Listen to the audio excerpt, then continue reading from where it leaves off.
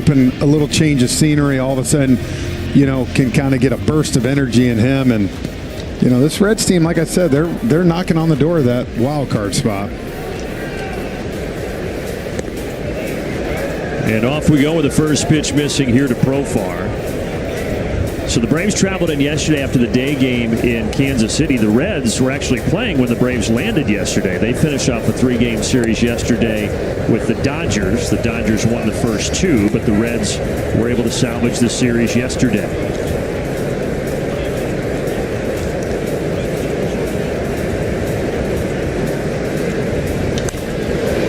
Profar sends this high into the air towards Ellie De La Cruz. And the talented young shortstop has it. And Jeff, it is discussed often when games are played here, but the balls will fly out of the Great American Ballpark. It's the Great American Small Park. All right.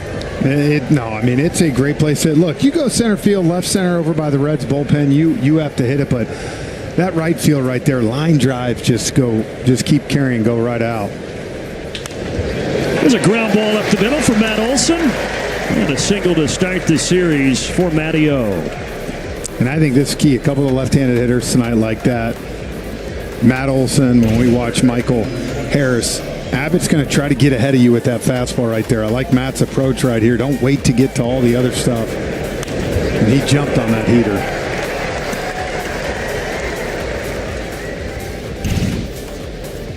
So first pitch fastball for a single for Olson, and now Austin Riley.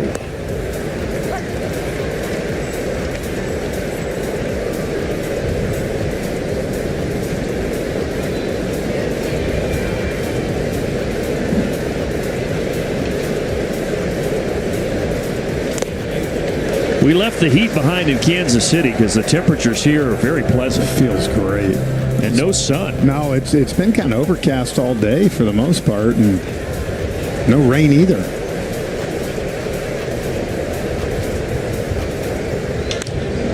Austin Riley lifts it out towards Marte and right. Yeah, all day you looked up at the sky and you were waiting for it to rain. It was a little windy earlier in the day, but there's nothing in the area, knock on wood.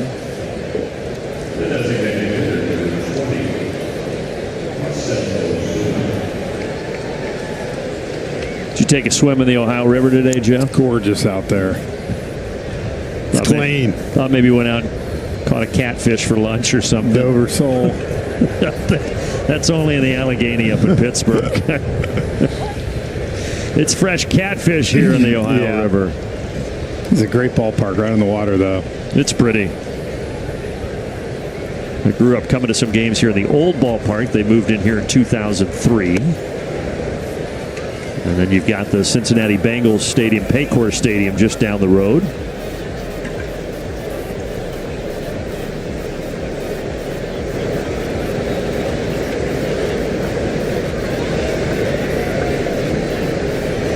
So Marcell Ozuna takes it at the knees there, still wearing that Braves uniform. We heard Alex Anthopoulos' thoughts before the game. Wiley reported on it, but ultimately everybody staying put for the Atlanta Braves, most notably Ozuna and Raisel Iglesias.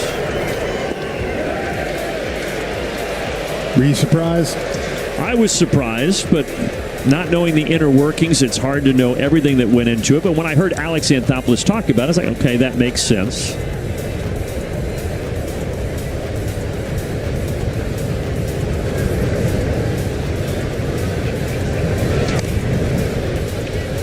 I was shocked with Iglesias more for me.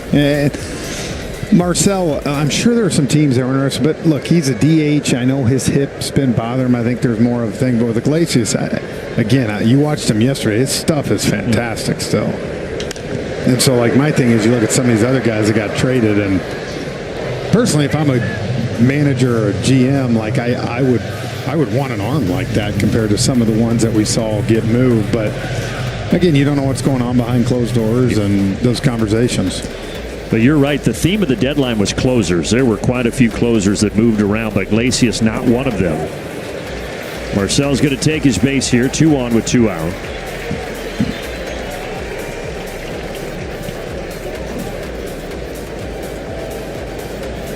And Joan Duran, Ryan Helsley, Mason Miller, David Bednar, Kyle Finnegan, all closers that went from non-contenders to contenders.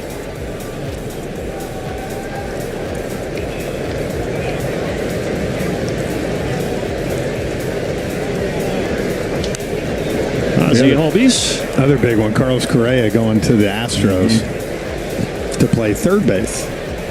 Yeah, that happened right towards the end of the deadline today, which shut off at 6 Eastern.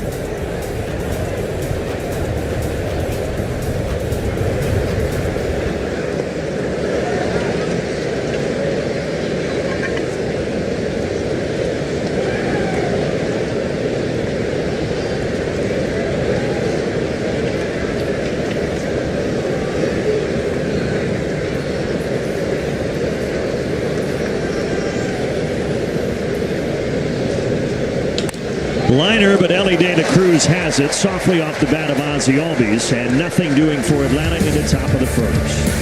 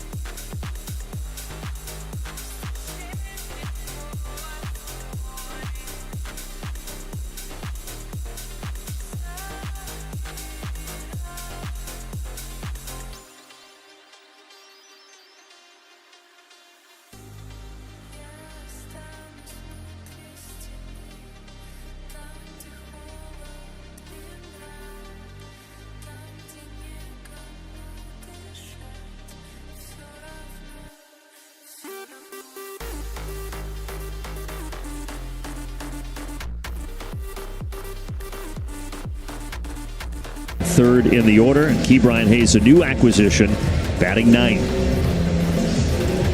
And the 38-year-old Carlos Carrasco making his Atlanta Braves debut.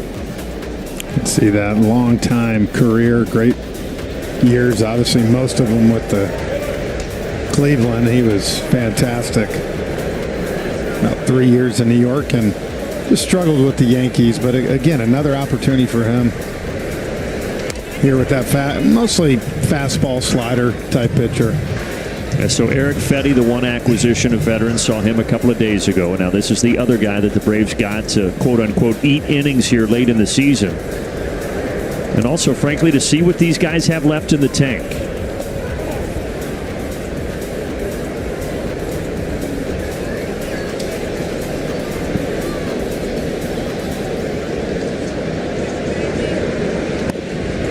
Good cutter there, 2-2 to McClain.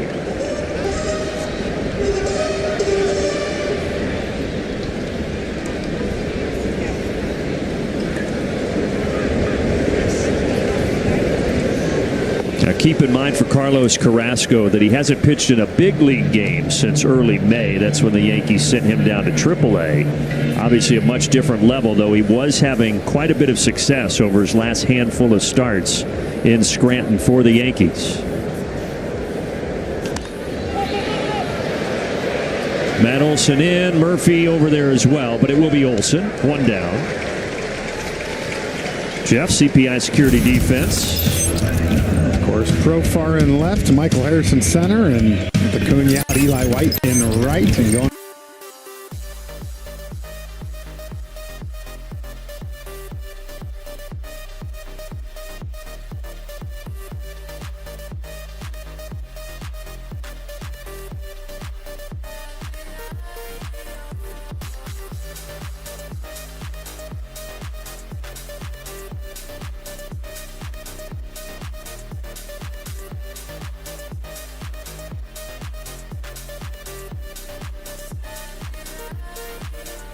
start.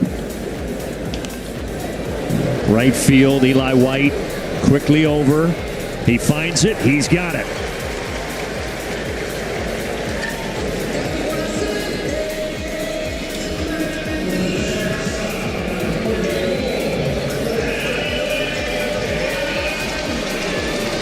And the fan favorite, Ellie De La Cruz, to the plate.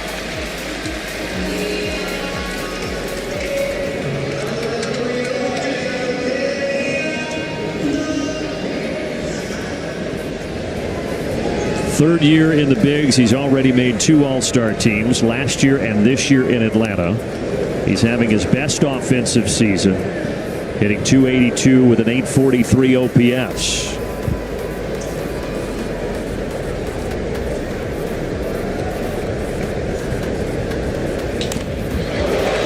Got to keep him off the bases, and the Braves will do that here. And a good start for Carlos Carrasco tonight.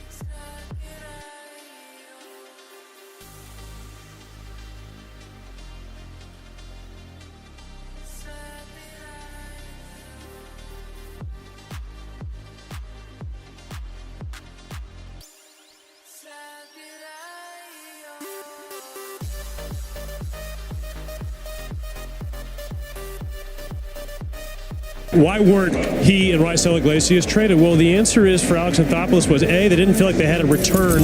Again, he's speaking generally, but didn't have a return that made sense to help the 2026 team. And quite honestly, if it was going to be a pure salary dump or trying to save whatever amount of money, it was going to send the wrong message to the organization. And Jeff, you've been in clubhouses before. I think it was really important for the Braves to feel like these next 2 months they still wanted to compete and play the best baseball they could, regardless of the record, only because they want to make sure they instill that culture and maintain it, send the right message going into the 2026 season. Well, I completely agree with that standpoint. I mean, you owe it to the team, you owe it to the coaches, you owe it to the fans more than anybody to play as hard as you can for 162. And again, we talked about it a little bit, Brandon and KC, but I mean, this is where you kind of find out who really wants to show up, play every night, and continue to, you know, put the work in, and who wants to be a part of this thing in 26. Because I think we all agree, I think this is going to be a kind of a one-off year, right? I mean, if you get Sale and Lopez and Schwellenbach to go with Strider, you know, some of that, you still feel got one of the best rotations in baseball if that's healthy. So, again, I'm sure there's lots of dialogue. I'm sure there's lots of teams calling, but yeah, I mean, I'm not just giving Iglesias away to save $1 million. You know, I'm not doing that. Yeah, and I agree with that philosophy. Right. If Alex Anthopoulos received an offer for either Ozuna or Iglesias that he couldn't turn down, I don't think he would have turned it down, but clearly there was nothing that was appetizing. So this is the course of action. Murphy with a leadoff walk here in the second inning. Yeah, someone comes and they want to take some guy off your hands and you save $6 million. Okay. That's a different story. Absolutely.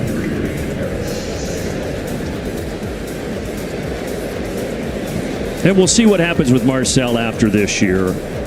regardless, I will say this. In a season that has been tough, he is an uplifting presence in that clubhouse. Oh, yeah, for sure. They all love the Big Bear. They do.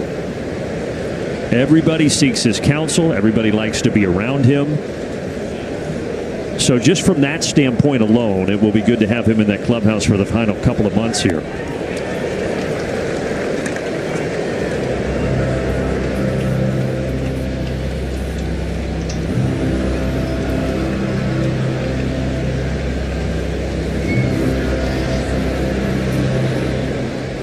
Michael getting behind here, 0-2.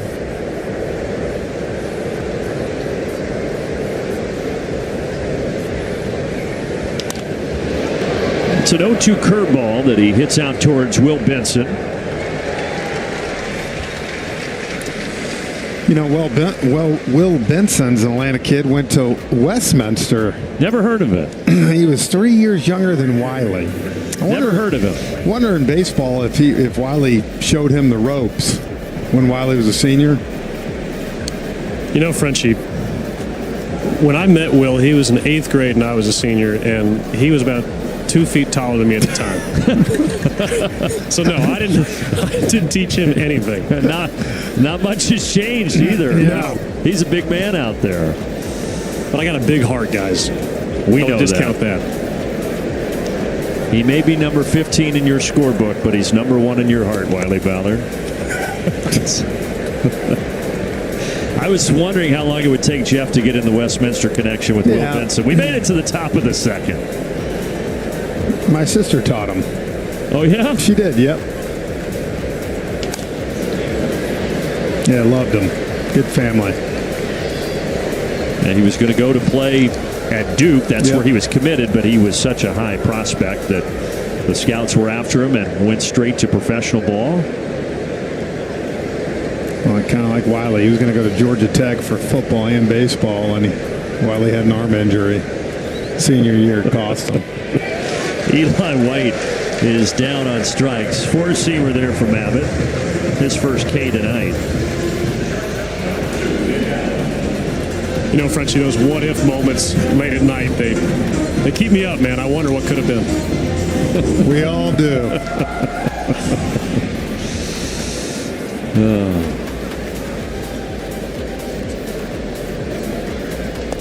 Just wonder what would have happened for Frenchie if he had been a star defensive back for the Clemson Tigers. I'd have tore my shoulder up. That's what would have happened.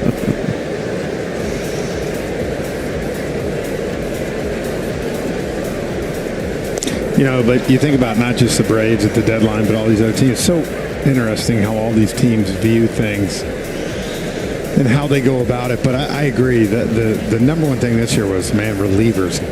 Teams were jumping all over that. And I guess maybe that's why, again, I know we've said it, but it surprised me with Iglesias more because we saw him yesterday. That's as good as we saw him throw all year. He dropped back down a little bit, 96.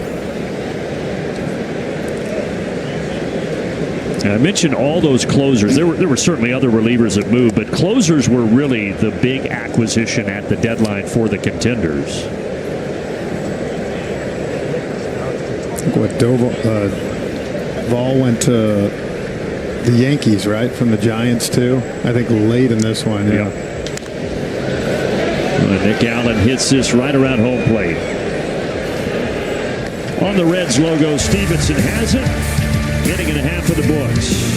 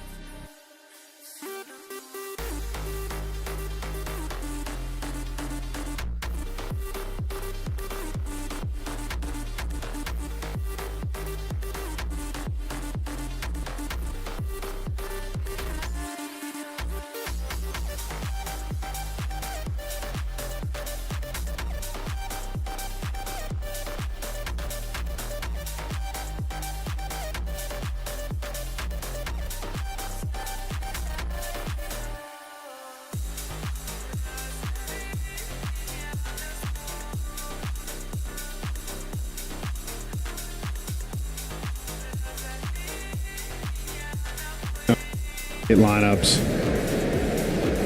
And that's what we have to have right now. It's only a 10-pitch first inning, and now 1 pitch to get an out here to start the bottom of the second. As Austin Hayes grounds out to Nick Allen. Yeah, Carrasco originally, you saw a Phillies prospect. He was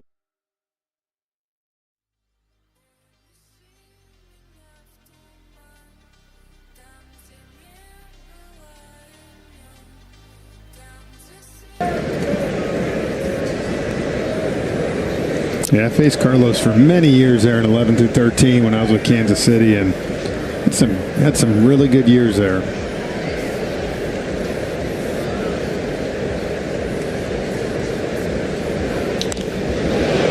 out to left field. Profar drifting back on the track. He's got it right in front of the Crest toothpaste sign out there, bringing it in. So that's where I was telling you, Brandon. That's kind of the one spot, about 379 over there to dead center 404, where I feel like you don't get many cheap home runs there. You got to hit it. Left of that, kind of by the Hard Rock Casino to the left, the ball kind of flies, and then to the right side, of course, I said it goes. There's a casino here? There is. Okay. I think. Yeah, there might be. I'll have to look it up. There's a strike to Jake Fraley.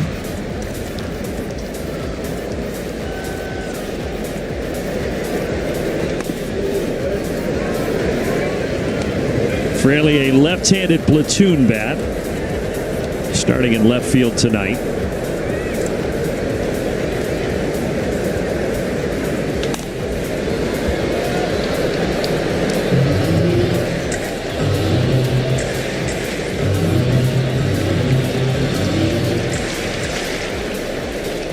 Terry Francona, 24th year as a big league skipper. Coming back, got a retirement on a 3-year deal with the Reds. He's one of the good ones, Frenchie. Oh, man. Guys like him, Boach, they can't stay away, right? He took a year off, and he's like, I'll come back. Everybody in that clubhouse loves having him around. Yeah.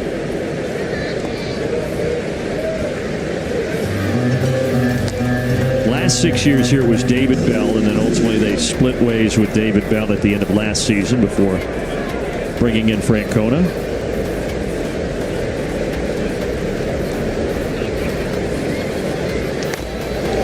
Just a touch high, and this is the first base runner tonight for Cincinnati.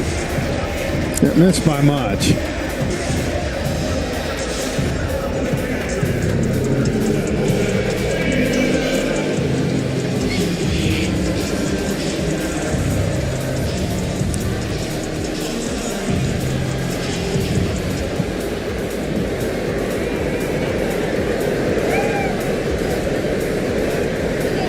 Catcher Tyler Stevenson takes a slider for a strike.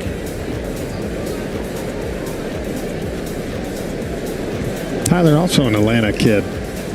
Yeah, born there back in the Olympic year, 96. Went to Kennesaw Mountain High School.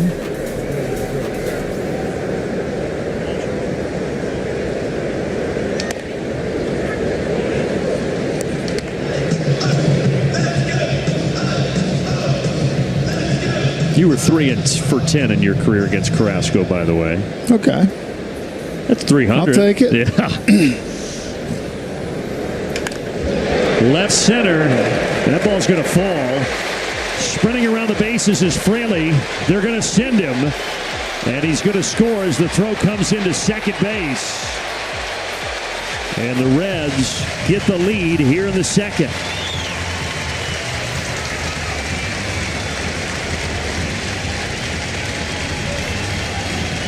Well, they split the gap right here, and that ball started kind of hooking, and Michael Harris actually did a really good job of cutting this thing off, but his throw in was a little bit wild. If he hits Nick Allen right here, they might have an opportunity, but you can see he was going to second. And good speed on the bases. Might not have mattered. And he was just trying to get it back in quickly, Frenchie, but as an outfielder, hindsight 2020, should he have planted his foot and tried to fire more of a bullet in there? Yeah, it's tough. Like I said, I think he was trying to get in as quick as he could, and I have a feeling the ball kind of slipped on him, too, coming out of his hand. Fraley comes in to score. So Stevenson, the RBI double. Now here is the aforementioned Will Benson. And Benson pops it up to Nick Allen. 1-0 after 2 innings.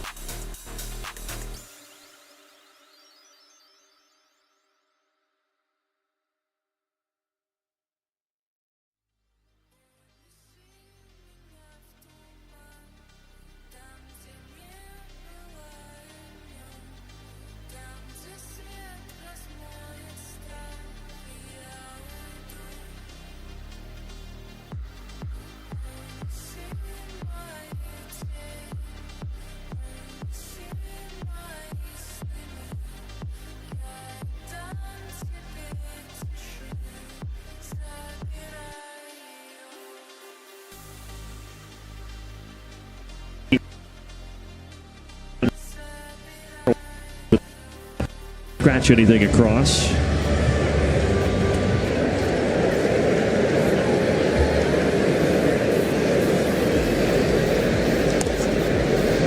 Oh, man. Little gift from Ryan Wills. Little gift. Big gift. Jeez.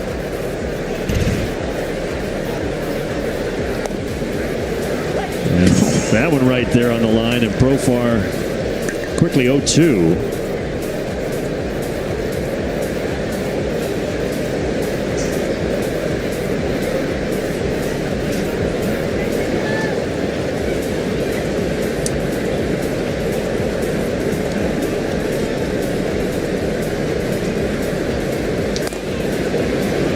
One thing to keep track of today is that the pitchers for the Reds in general, but in particular this guy, Andrew Abbott, does not induce many ground balls, and all the outs so far have been off of the ground in the air. And there's another one. Shallow into the outfield grass and taken by McLean.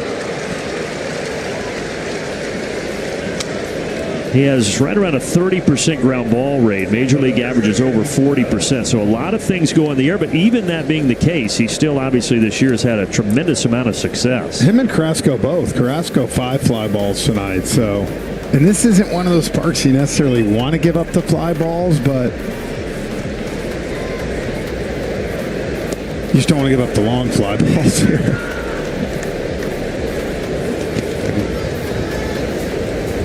Like you said, long fly balls down the line, they probably aren't coming back.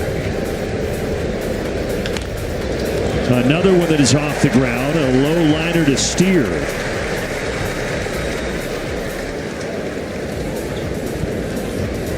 Well, this season, so this is allowing 1 earned run or fewer. 13 starts. He's tied for the most with 3 pretty good names there in Skeen, Skubal, and Evaldi.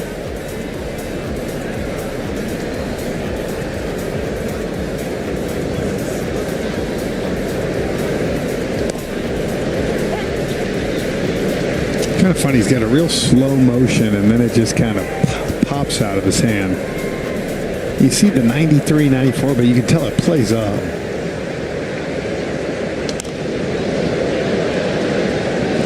Yeah, and he also said the guys have always told him that have faced him that he has deceptive rise on that fastball too.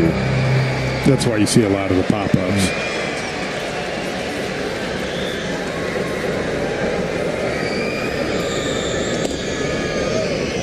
Now that's where he, maybe not that high, but he likes to live up there with that heater.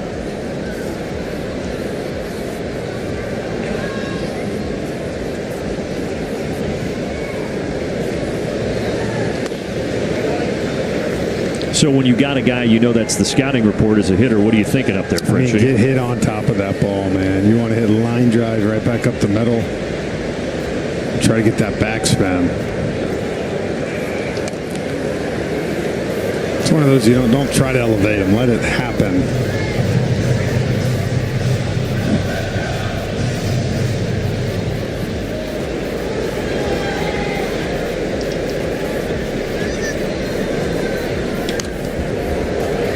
Little lazy fly ball to shallow left. And a 1-2-3 inning for the southpaw Abbott.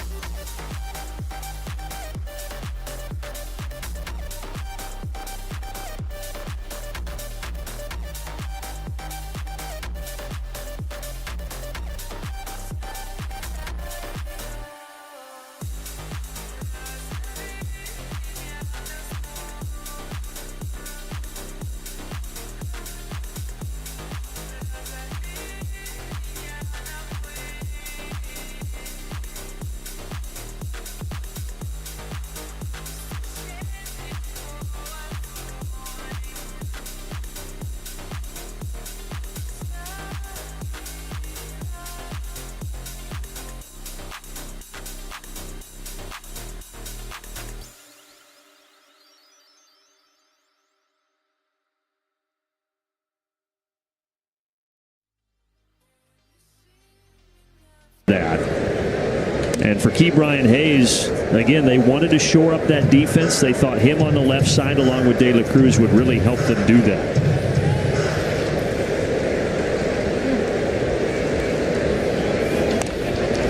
Off the end of the bat here, no problem for Matt Olson.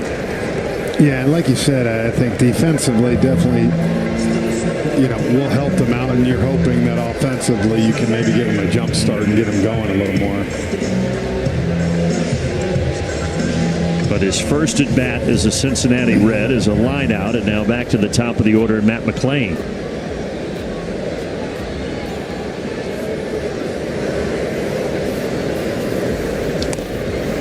Trying to bunt, bunts it foul.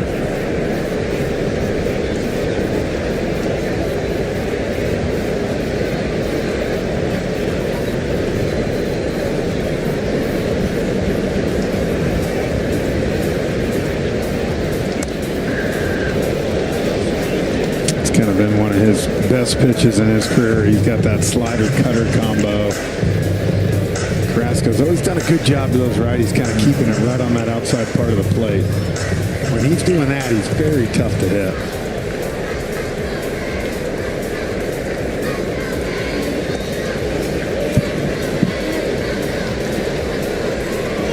He's creeping up on 300 career starts. That's how long he's been around. 284th career start tonight.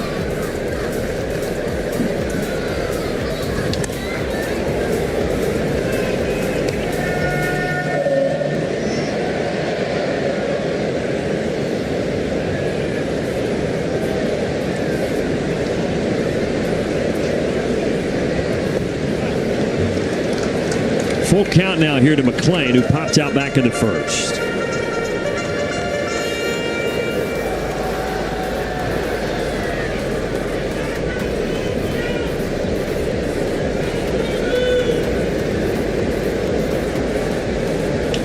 Ground ball. Ozzie cheating up the middle. Now McLean has good speed, but not good enough. 2 away. A message here from Coors Light and Austin Riley. Hey Braves fans, Austin Riley here. Coors Light's giving you a chance to win tickets to a Braves home game and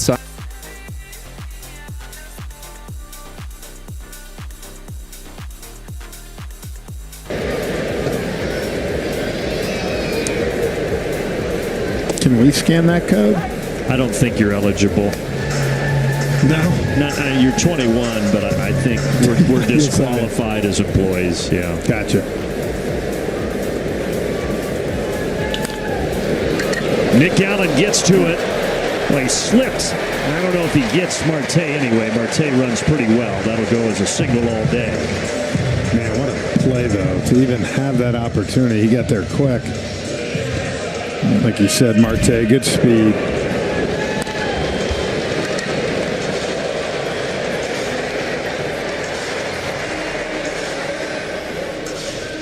Yeah, he kind of kept sliding. Couldn't get his foot dug in. So a 2-out hit for Noelvi Marte, and that will give another chance here to Ellie De La Cruz. More speed with De La Cruz. That's kind of the theme for the Reds offensively. They don't have much power, but they do have speed, and they try to take a lot of extra bases.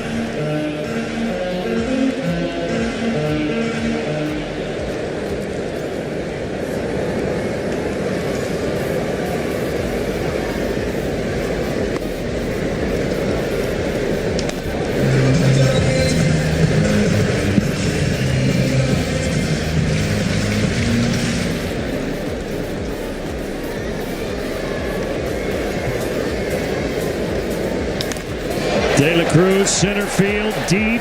Harris back, and it's gone. 2-run homer for Ellie De La Cruz, making it 3-0 Cincinnati.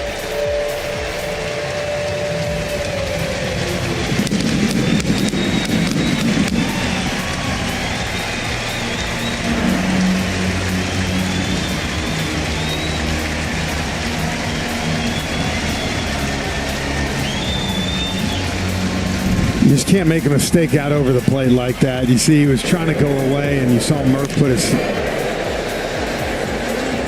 head down right away. The ball just came right back over middle, and De La Cruz so strong. I mean, that ball was driven on a line 400 feet. The money flying out of the machine as De La Cruz goes by. Yeah, he, again, is having the best of his 3-year career. He brings the pop in that lineup, even though they don't hit a ton of home runs. He's at the top of the list. It's the first year for him, and when you say the best, he's had moments. This has been his most consistent year yet. I think just day in and day out. Yeah, you saw the flash from the beginning, but now he's kind of putting it all together. Carrasco does come back to strike out Hayes to end the third.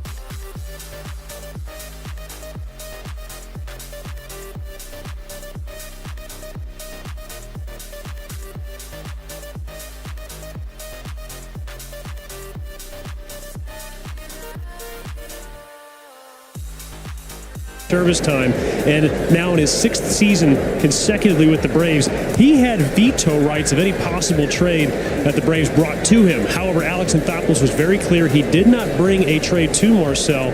But one thing to keep in mind that Alex did point out is, as far as the DH spot goes the rest of the way, guys, is that Marcell, Drake, Sean, whoever it is, it's going to be dictated by who plays best between the lines. That's been a calling card for Brian Snitker. It's what he's done throughout his time as Atlanta's Major League manager, and I expect that to be the same. No factors, whether it be free agency, salary, contract, anything that's going to affect that spot.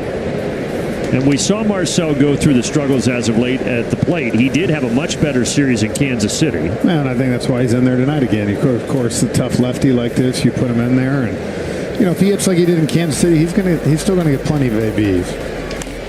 And he gets a knock up the middle right there. So a leadoff single for the Big Bear. Yeah, walking a single. Not a bad day here in Cincinnati. No.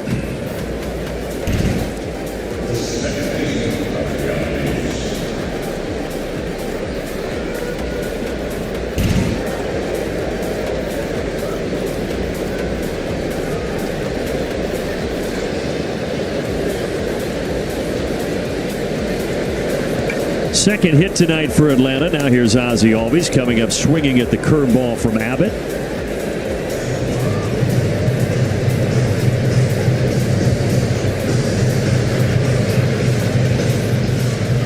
Back in May in Atlanta, the Braves took 3 of 4 from Cincinnati. 3 of those games were one-run affairs.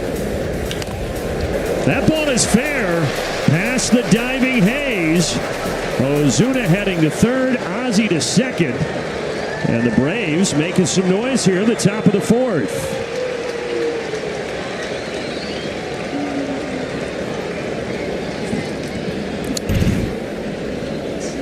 See that off-speed pitch, and Ozzie, even though he got out in front of it a little bit, right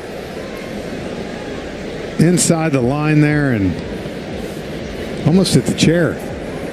You got to take the chair with you. Yeah, that's what he's supposed to do. I think he forgot that. Yeah, it's a big key. We'll give him one mulligan. Yeah. Happens again. We're calling you out hard. Yeah. You know, but this is where the Braves struggled yesterday, 2 or 3 times right here.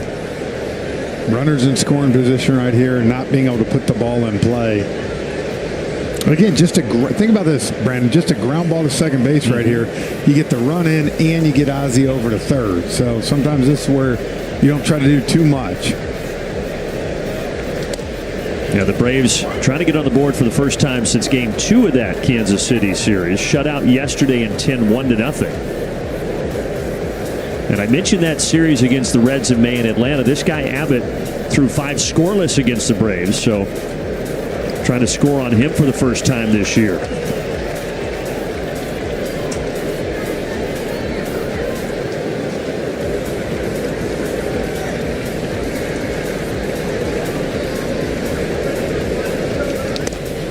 .3-0 four-seamer right in there.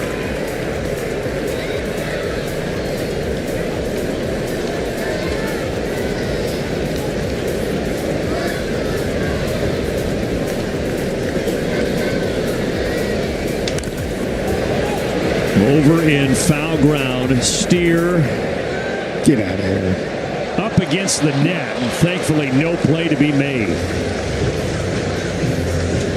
I couldn't tell if he had a chance to catch us or not. Off the bat, I thought he was going to catch it.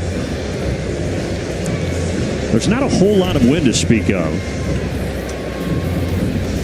Nah, I think it was just high enough where it hit the net. Lucky to hit him in the face.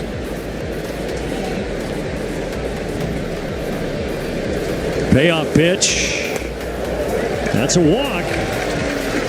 Bases loaded. Nobody out. Michael Harris to the plate. Take a look at our truest leaderboard. Speaking of Michael Harris, batting average leader since the All-Star break. Michael is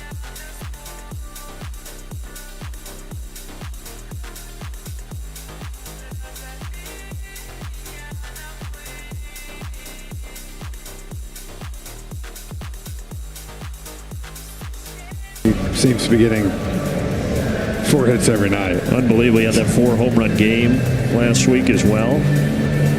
Well, meeting on the mound here. Pitching coach Derek Johnson is out there. Now he departs. But a real opportunity for Atlanta.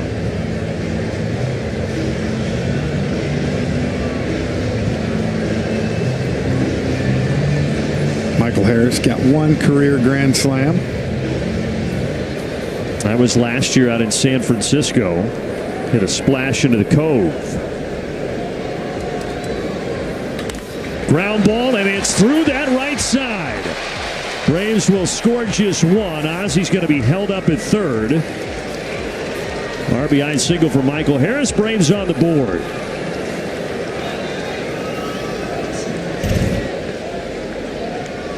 Again, you think about the lefties we talk about, right? Trying to get something early right here because you got runners in scoring position, and Michael Harris goes first pitch and pulls it through the hole. Keep the line moving.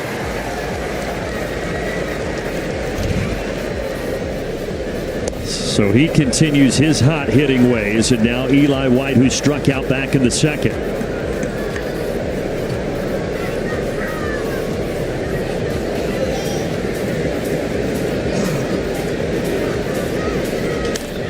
In on the hands and pop towards Steer, so infield fly rule there. And there's 1 down.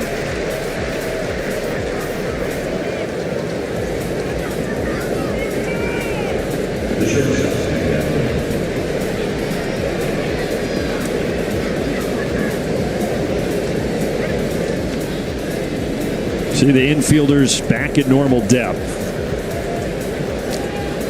You got Steer kind of even with the bag, way off of first.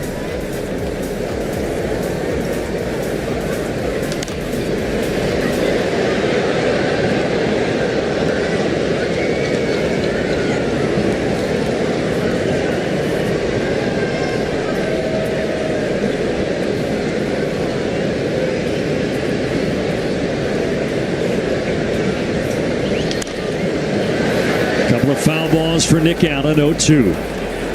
It's the same spot.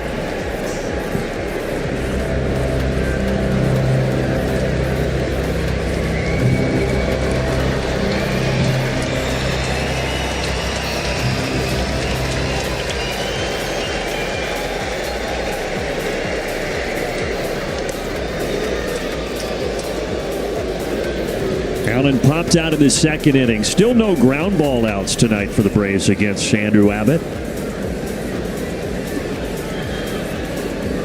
The 26-year-old southpaw in his 3rd big league season.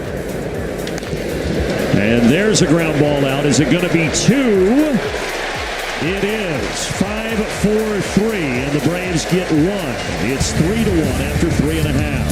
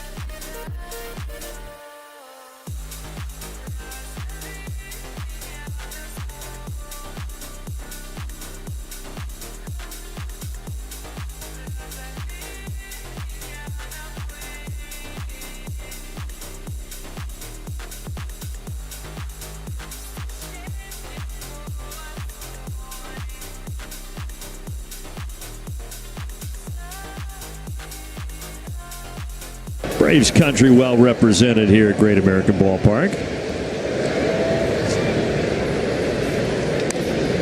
Spencer Steer leading off the bottom of the fourth.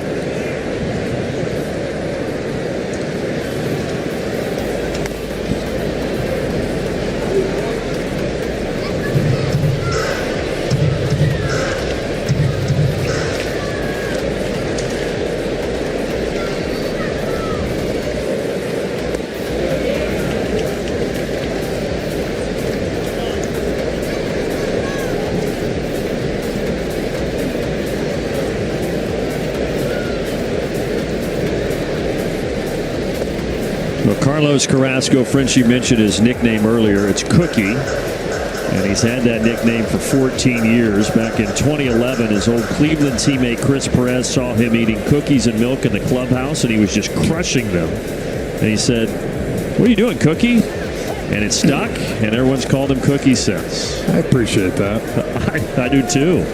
There's nothing better than cookies and ice cold milk.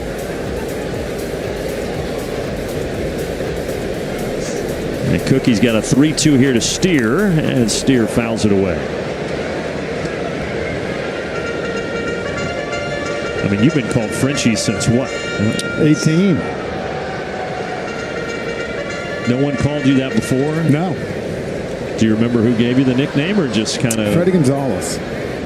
How about that? Yeah. Him and Bobby kind of both.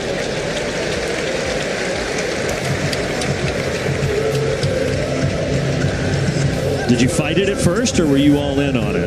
There's Freddie. You know, I mean, third base coach gives you the name, you kind of just go with it, right? You're 18 years old. Him and Bobby were down in an instructional league just kind of visiting after the season, and they gave it to me. So I'm like, all right, I'll run with it. And I would think you probably hear that 90% of the time. Oh, absolutely. Grocery store or whatever. Everywhere. Yeah. And it's all right. I mean, every once in a while you're like, I am Jeff. Yeah, legally.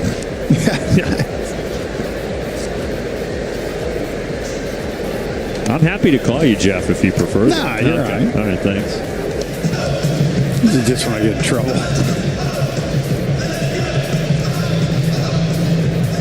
Does Katie, your wife, ever give you a Jeffrey when she's really angry at you? Yeah.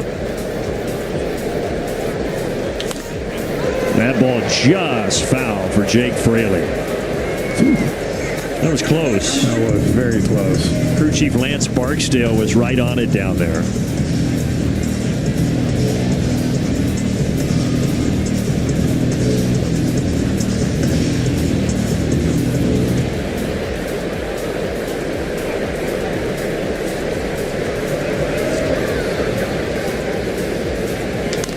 Reaching for this, slapped out to center. Michael has to take it off the bounce.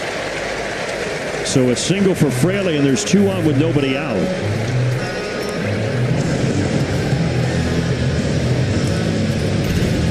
Yeah, that's unfortunate. That's one just, I mean, he made a really good pitch, and not much you can do.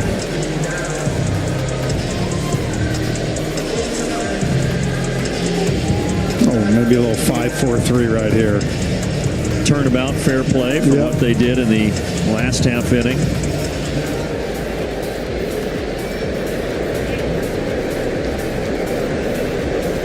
Tyler Stevenson, he started the scoring tonight for the Reds. Had RBI double back in the second.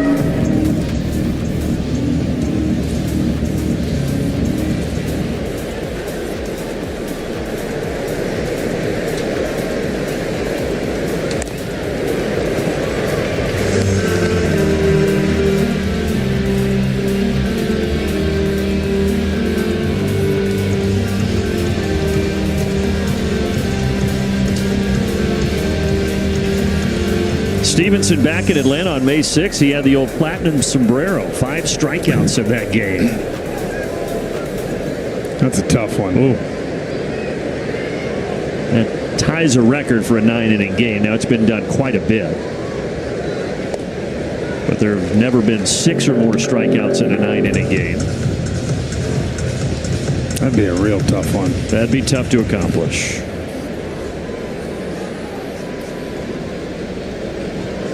Carrasco trying to strike him out here, and he does. The cutter gets Stevenson.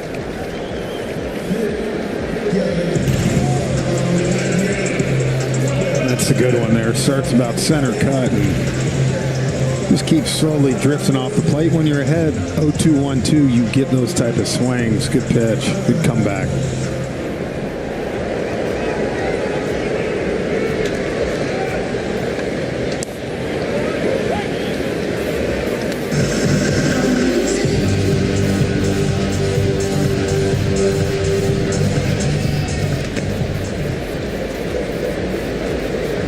Benson 0 for 1 this evening. Well, good change up there, 0-2.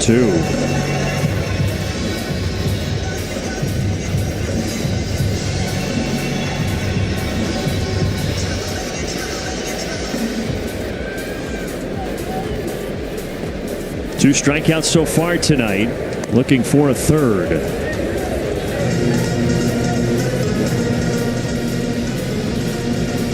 There has been 6 strikeouts in a game before. It's happened 8 times in big league history, but all of those games have gone at least 13 innings. It's almost even worse, though. You just got to keep playing and keep striking out. That's what I'm saying. Hasn't happened in a while. Last one that struck out 6 times in a game was Jeff Jenkins with the Brewers way back in 04. 2-2 popped up. Riley and Murphy come together over there, and Riley backing up down to a knee, but he's got it. Almost overran this one, and it really kind of tailed back on him pretty good. Hung with it. You can win signed merchandise from Austin Riley and tickets to a Braves game if you scan that QR code to enter.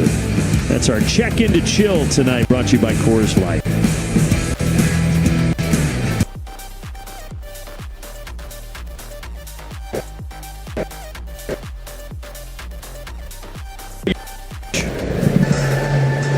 I'd guess Hal's at home drinking 1 or 2 right now watching us. 1 or 2.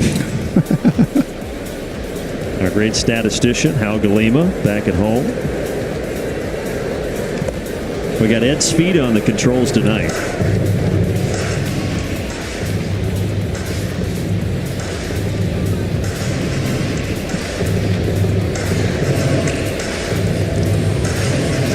So a couple of guys in new places. You've got Carrasco, his first game as a Brave. Hayes, his first game as a Cincinnati Red. 0-2. Off the end of the bat. Ozzie backpedaling, and that'll do it. Carrasco gets out of it with no damage done.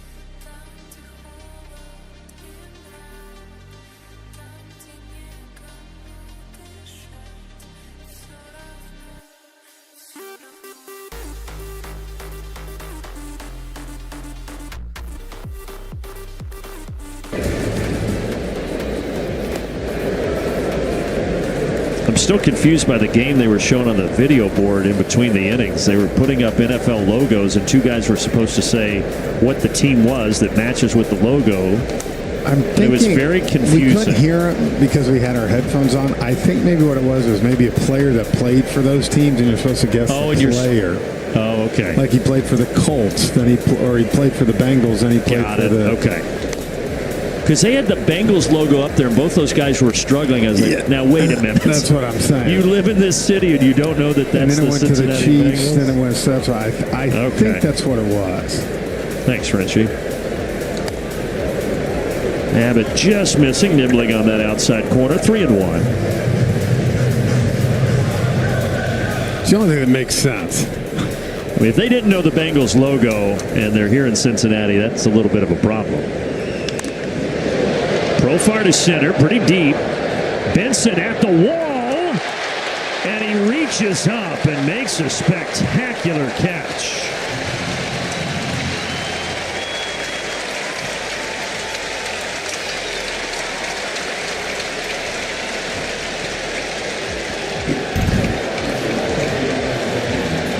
That's a tough one because of knowing that wall's coming. Benson did a good job, Brandon, of keeping his concentration. Again, a lot of outfielders are taught when you hit that warning track, you're supposed to know I got 2, 3, 4 steps before that wall, and it's a great play. 6'4", 230, but he can move out there. That wall might be hurting after he collided with it. Well, Profar got robbed of extra bases.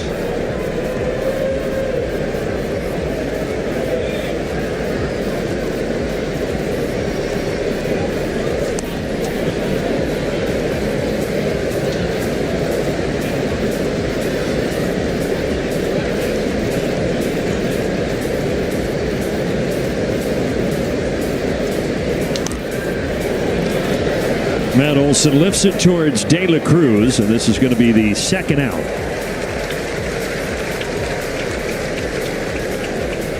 So let's take a look at our Blue Moon bright spot.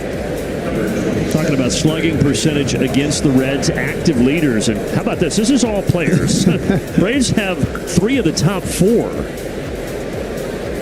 Say they like coming here to Cincinnati. It's really unbelievable. Between Olson and Acuna, obviously Acuna not here tonight on the IL, and then this guy, Austin Riley.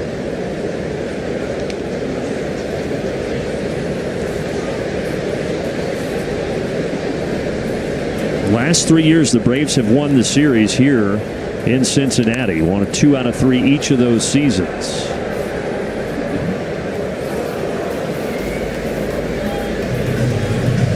Although this year, the 3rd game will be at Bristol. Yep. And then the off day on Sunday. Yeah, the rare Sunday off day. The Braves are going to go down tomorrow to Bristol. The Reds are actually going to wait and fly in Saturday morning down to Bristol.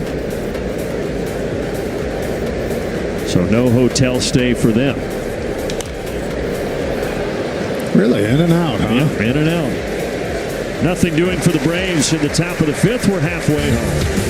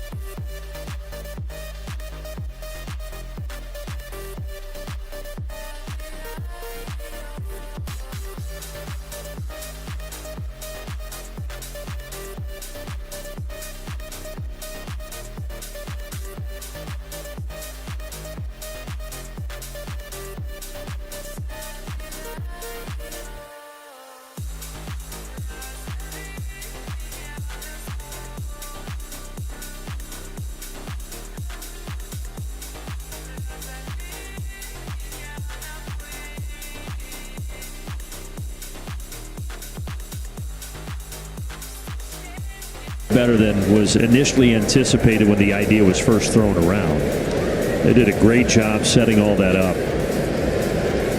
There's going to be over 85,000 people in attendance. It'll be the largest ever attended Major League Baseball game.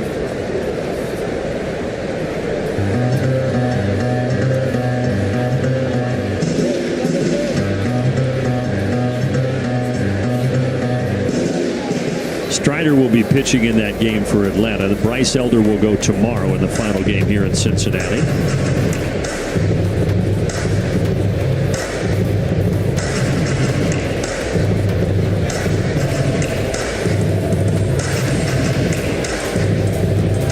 You watch Home Improvement growing up with Tim Allen? Oh, yeah.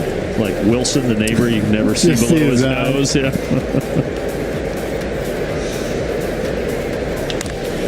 That is trouble.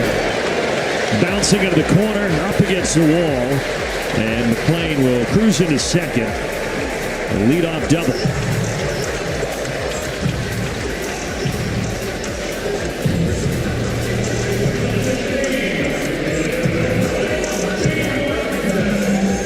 That pitch just kind of floated in there, and McClain turned on this one, smoked it down the left field line.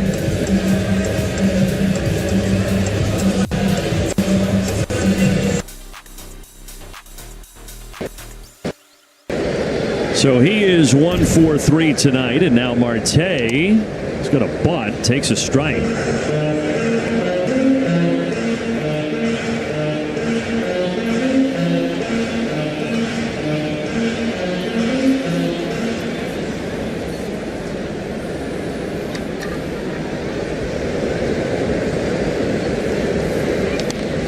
Marte, with the acquisition of Ke'Bryan Hayes, he moved from third base to right field. Tonight, just his third career start out there in right, but they want to keep him in the lineup, and they think that he's got the athleticism to play out there.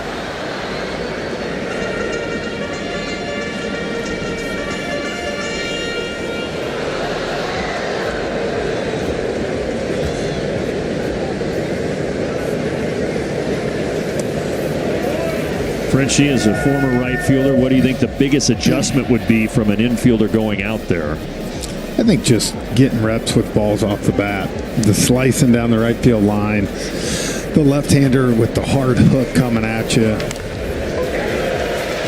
Allen gets to it. He's not going to be able to do anything with it, but it does keep McClain at second base. It's the second time Marte's hit that ball right left of Nick Allen. And just nothing you can do.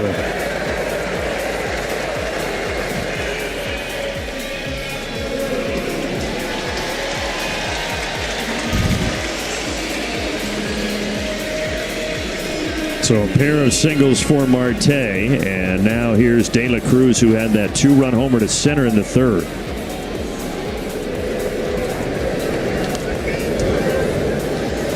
He doesn't get cheated, does he? Comes up hacking, strikes out a lot, although his strikeout numbers this year are significantly better than last year when he led Major League Baseball in strikeouts.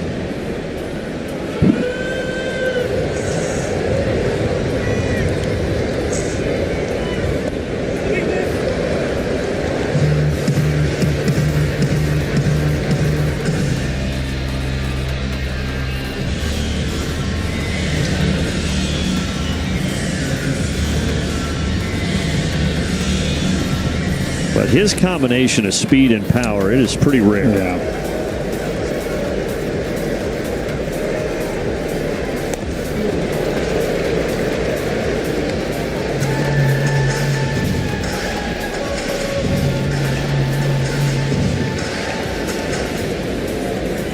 A couple of years ago, here as a rookie in 23, he hit for a cycle against the Atlanta Braves. But here he is striking out a couple of pitches down that were good by Carrasco, and that gets De La Cruz. Well, you said it. A lot of power, but a lot of swing and miss, too. And you can see there are two quality changeups low and away and got him to swing at both.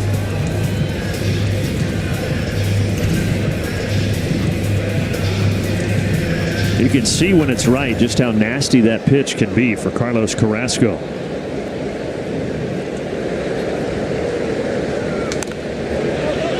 Austin Hayes fouling this back towards us.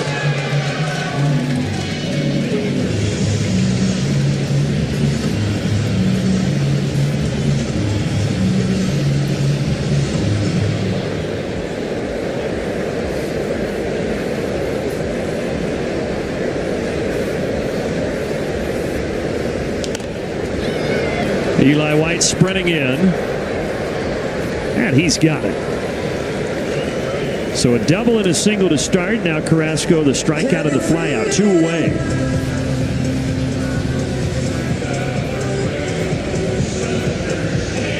Yeah, great.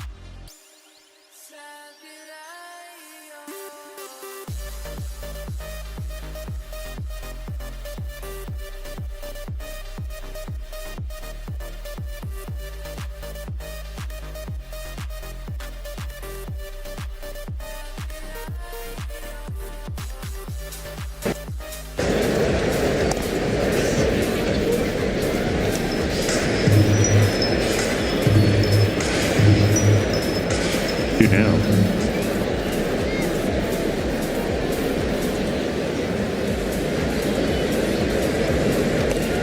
And Spencer Steer, a strike on the outside corner, 1-1.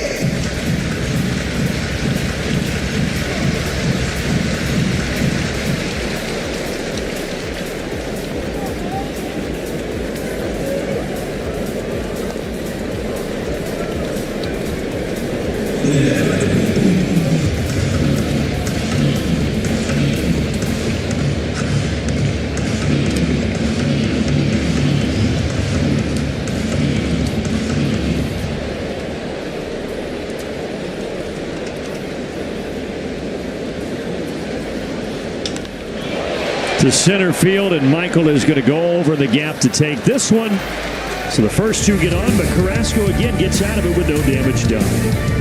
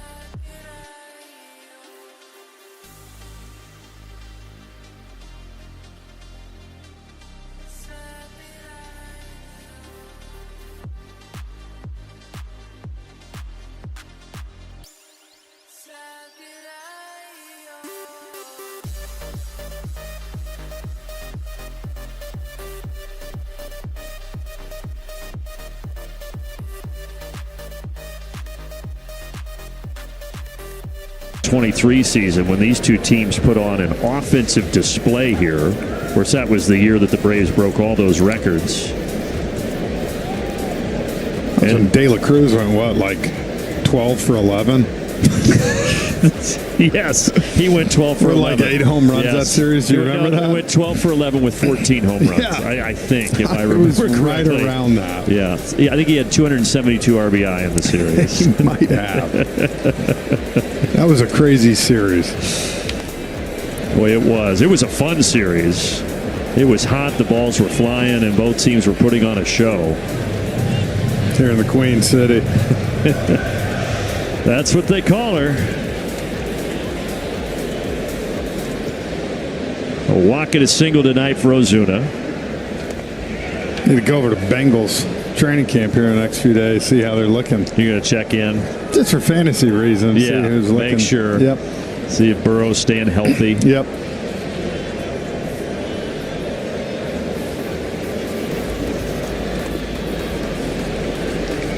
Hendrickson holding out right now. See if he's going to sign. A lot of action. A lot of action over there.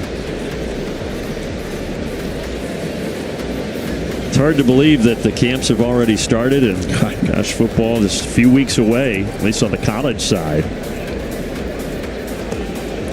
Another walk here for Marcell Ozuna. He's reached all 3 times tonight against Abbott.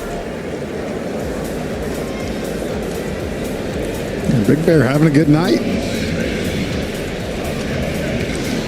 Yeah, school starts back tomorrow for my kids. Gosh, that is on a Friday. Yeah. Just kind of whet the appetite a little bit, get them acclimated. Let all the craziness happen, I guess. Yeah. Say hello to their friends, all that. Ozzie line drive, single to center field. 2 on to start the 6th. You know, so far tonight, even Ozzie, his first at bat, lined out to short. So Ozuna and Ozzie really seeing Abbott good. Look at that pitch. That thing's 4 or 5 inches off the plate. He went out and smoked it up the middle. Ozzie's slowly starting to look more like himself every single day, I feel like. Both Ozzie and Michael Harris here over the last couple of weeks. Just really encouraging signs for Atlanta.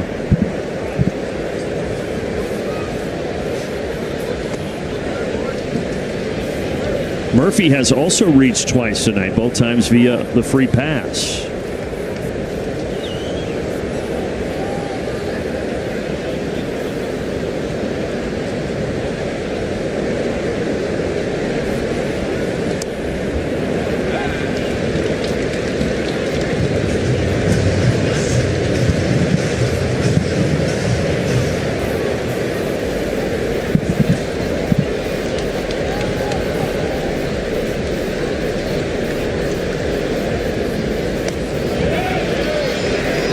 He went, says Lance Barksdale. Snoop Dogg's coming here on August 11th. You coming back? I might have to. Start at the Hard Rock or end at the Hard Rock? Maybe sandwich the concert in between it.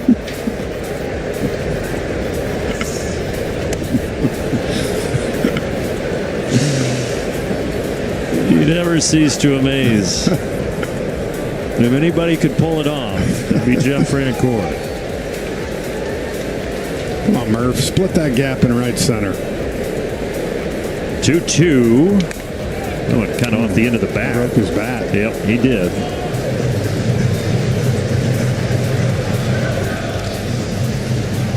Well, back to school and back to Braves baseball, Brandon. Come see your Braves battle the Brewers August 4th through 6th and receive some awesome deals like $1.99 hot dogs and ice cream sandwiches and free snow cones for the first 500 kids, plus discounted parking in lots 43 and 44. Head to Braves.com/back to school to purchase today. Now that is a promo I can get behind right there. Yeah, hot dogs, ice cream. Is that only for the kids? Can the adults get the $1.99 hot dogs? I don't know. I would think so. I think so. I think it's a free-for-all. That is a great deal. Come out 4th through the 6th. It'll help get the kids acclimated back into the school process. Give them a dog and an ice cream sandwich.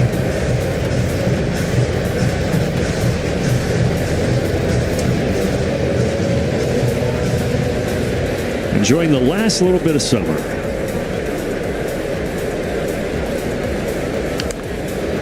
My kids better be in bed now. Better not be enjoying too much. This is the tough time of year where the sun's still out when they're trying to go to bed, you know? You got to put the blinds down early and start to kind of massage the time. That's where it's okay to lie. Tell them it's 10 when it's 8:30. Yep.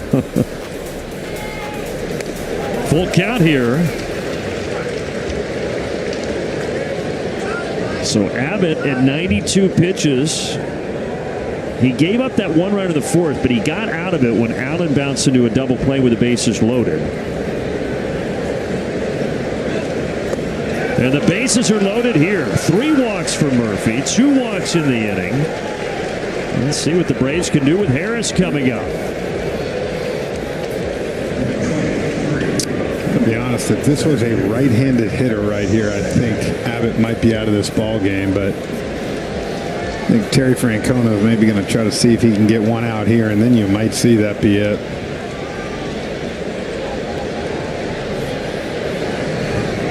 Graham Ashcraft is throwing right now in that Reds bullpen.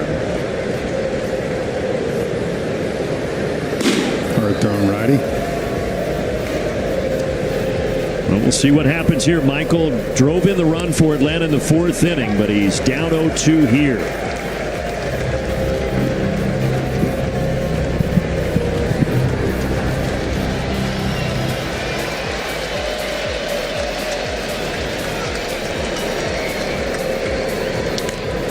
Michael pops it.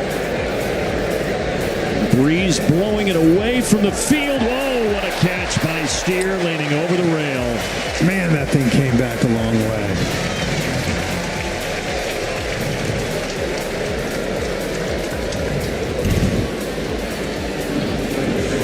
It's a good catch. I think that's going to be it. Yeah, so Abbott, 5 1/3. He gets Harris there, a big out for him. And Terry Francona is going to bring on Graham Ashcraft.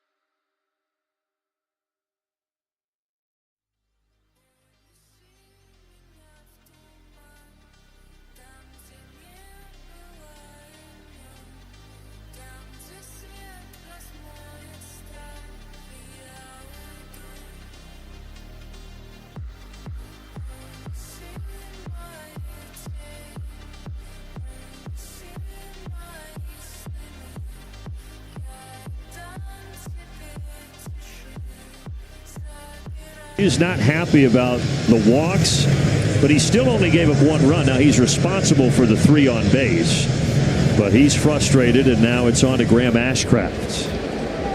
Now the hard throwing righty here. You can see 47 Ks.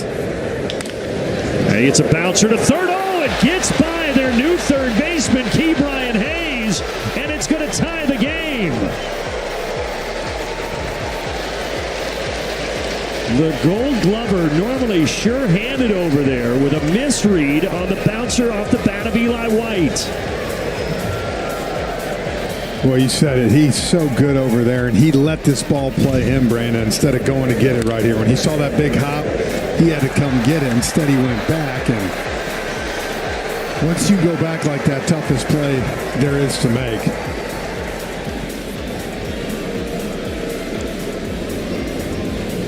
Kind of in no man's land. Now, Drake Baldwin coming up to pinch hit. And a chance for the Braves to get the lead here in the 6th after getting down 3-0 tonight.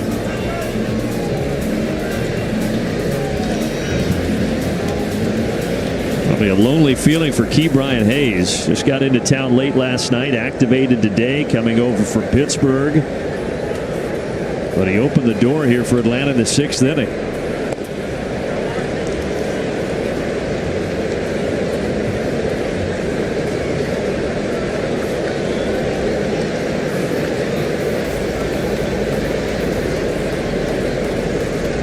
So Drake Baldwin stepping into the spot of Nick Allen here, trying to put Atlanta in front.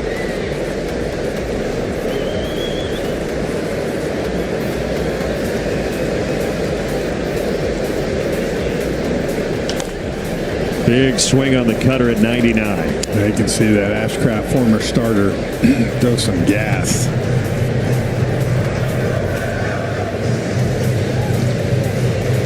He moved to the bullpen this year. They converted him in spring training.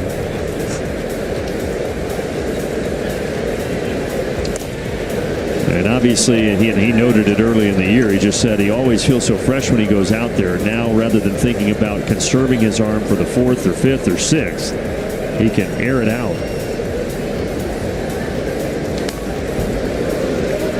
And that's what he's doing right now. I mean, it's cutter heavy and coming right after you.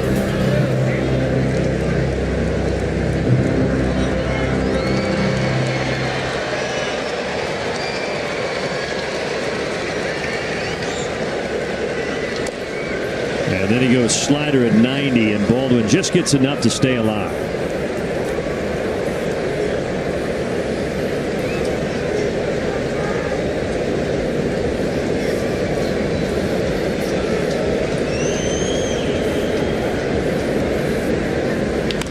Ground ball, bobbled at second, but ultimately Murphy won't score. However, Baldwin is safe at first. Back-to-back errors. First by Hayes, now by McLean. I wonder if they're going to challenge this or not. No, they're not. Wow. That's a tough read for Murph. If you're not going on contact right there and you see the ball kind of go to the side here a little bit underneath you, and you can see McLean looked up to look over at Murph, and that's what cost it. And if you're Ashcraft, man, you're thinking, God, I come in and got 2 ground balls. Did exactly what I'm supposed to do and have no outs. Now Williams takes over for Baldwin at first base. And a bad break for Cincinnati. Good break for Atlanta here. Profar grounder. This one is not going to be an error. Instead, it's a 6-3 double play. But ultimately, the Braves get 2, and we're all even.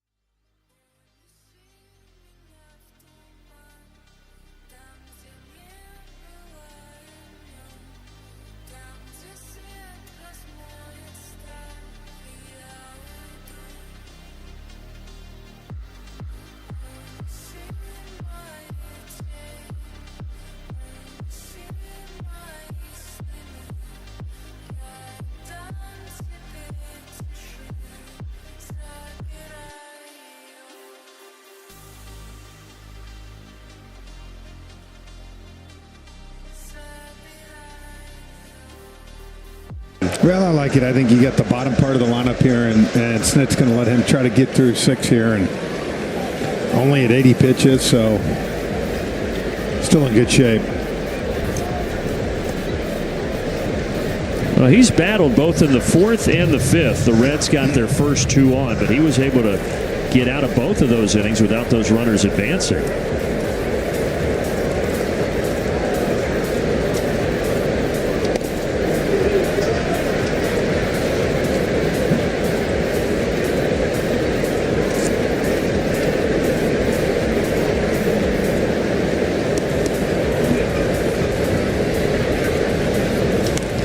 As we showed you, Luke Williams staying in the game at shortstop for Atlanta, as we expected. Yeah, Abbott didn't pitch bad, just 5 walks. You know, it's tough to... The pitch count obviously flies up, but 3 of them to Murph. And uncharacteristic for Abbott having such a good season. Now, can the Braves get to the Reds bullpen here the rest of the way?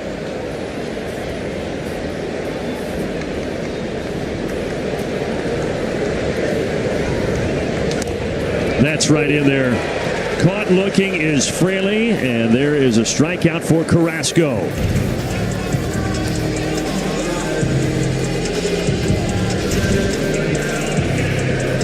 He's been good against the Reds. Our strong arm brought to you by John Foy and Associates.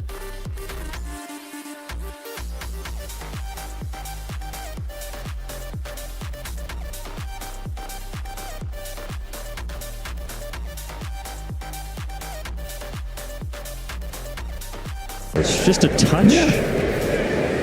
Not a lot, but there's just a little. And I mentioned that because Jesse Chavez was the oldest Brave on the 40-man roster until he retired. And now Carrasco, at 38 years old, becomes the oldest player on the Braves 40-man roster. Takes over. It's a title that has to be given to somebody.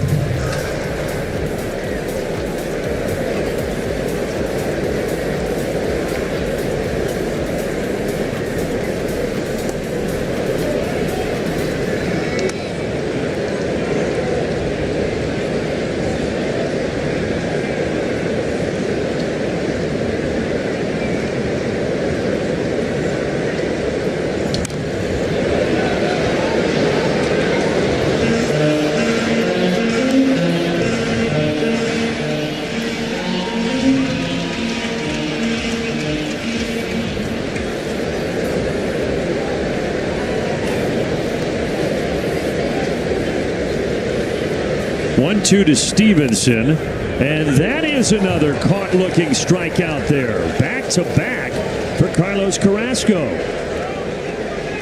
What was that one? That's a big slice of frozen pizza. Usually don't get your frozen pizza in consecutive hitters, but we'll take it. Load up. Load up. They serving that with the kids with the hot dogs and the ice cream sandwiches at $1.99 day? I'll add it in. I say we make it official. Add it in. You going to be cooking them? Yeah, they serve the pizza. Make it $1.99 too.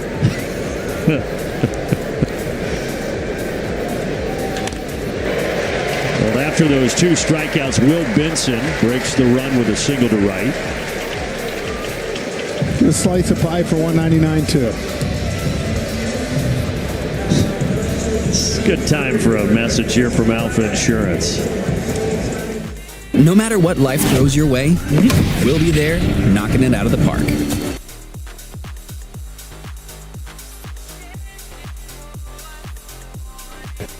How about oatmeal cream pies? Throw those in there. $1.25. Ooh, I thought you were going to go up. Those things are going to put a premium on those, knowing how you house them.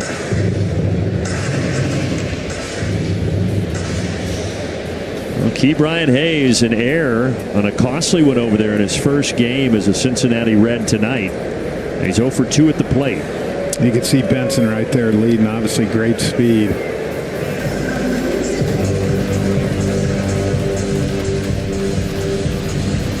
Two outs, you would think he might be running here, trying to get in scoring position at some point.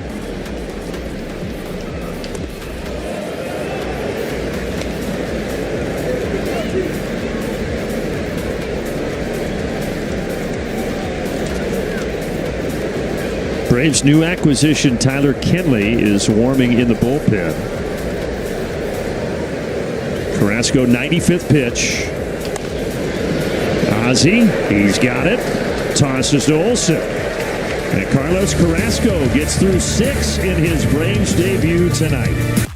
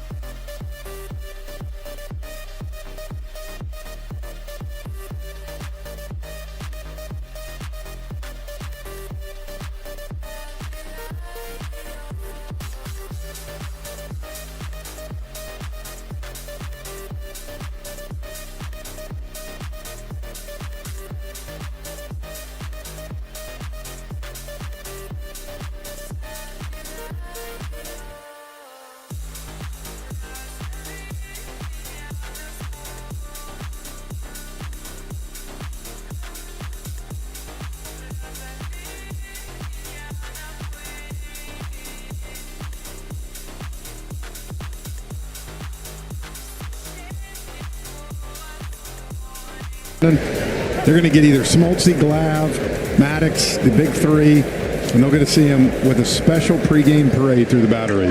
Visit Braves.com/promos. Secure your tickets. That's pretty cool. 15,000 replicas. We'll see if we can bump that number. Oh, you're going to try to order a few more? Okay. All right. But that'll be cool. To the left side, here's Hayes with a chance to make up for that error. Oh, Matt Olson beats out the throw. It was a tough play. Matt hustling all the way down the line. And they're going to challenge this.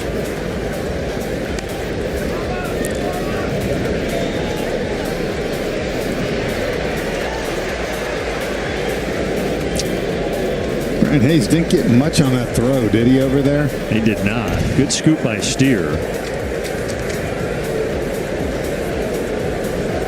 Cincinnati's challenger, safe call at first base. So Lance Barksdale will talk to the replay center. We'll get all our looks together to show you at home.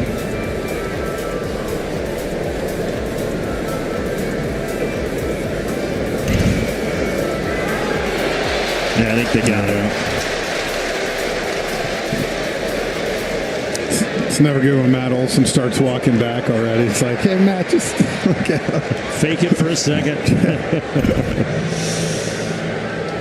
He's hanging around over there. Yeah, I think he's like, should I creep back?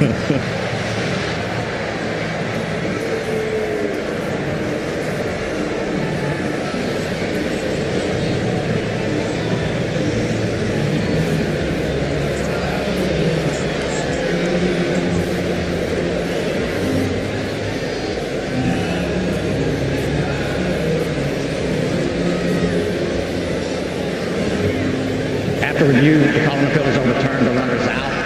Cincinnati will be One more look. Yeah, pretty clear here. Just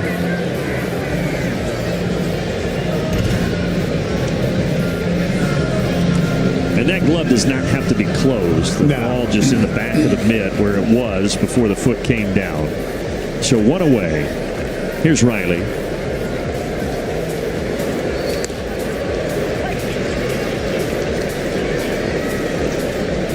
Getting back to that 95 World Series, though, Jeff, and those ring replicas being given away. You were obviously born and raised in Atlanta, and you were there at the time. I came down to game 1 of that World Series, but you were in the city. That was such a magical time for Atlanta. Oh, man, it was so great.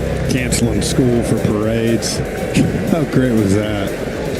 And the city... I can't believe it's been 30 years. Yeah, that's hard to believe. But the city had waited, right? 91, 92, all the excitement of the turnaround. And then 93 falling short in the NLCS, 94 the strike year, and it just felt like when are the Braves going to get it done, and 95 was the year. So we're going to miss 99 from Ashcraft to get Riley.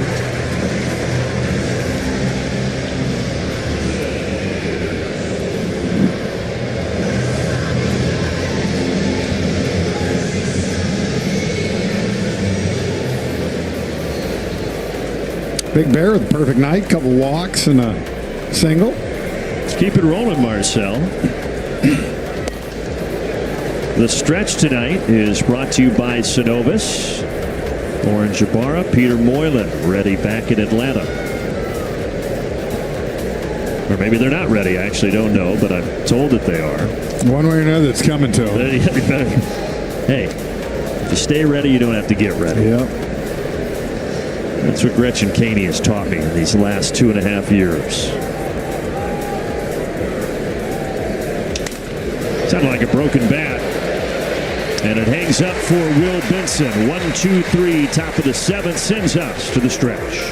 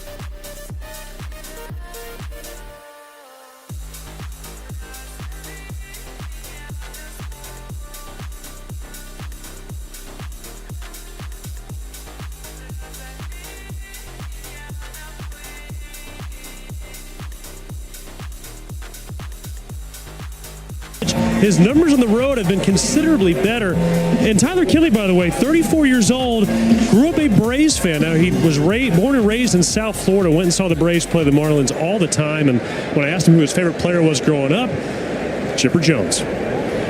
Shocker. Not Jeff Francoeur? I think he was already grown up by the time Frenchie came on the scene. Fair enough. Fair enough. Right, yeah. That makes sense. He did say he tried to mimic David Justice's swing, though, frequently, and ultimately became a pitcher.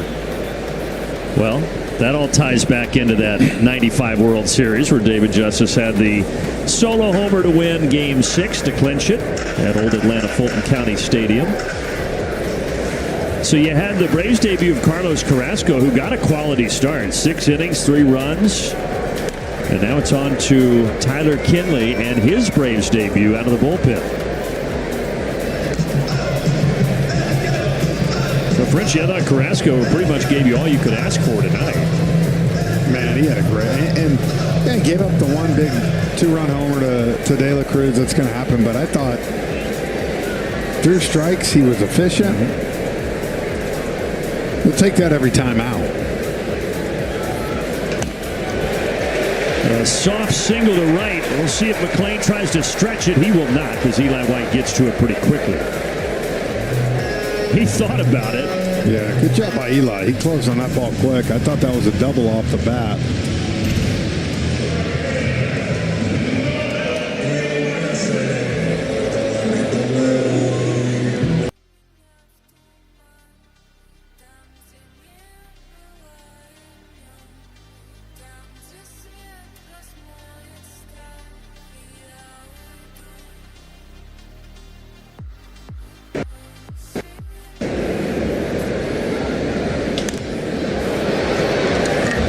The bat of Marte out towards Michael Harris. Message right now from Delta. From Braves country to the world. Delta, official airline of the Atlanta Braves.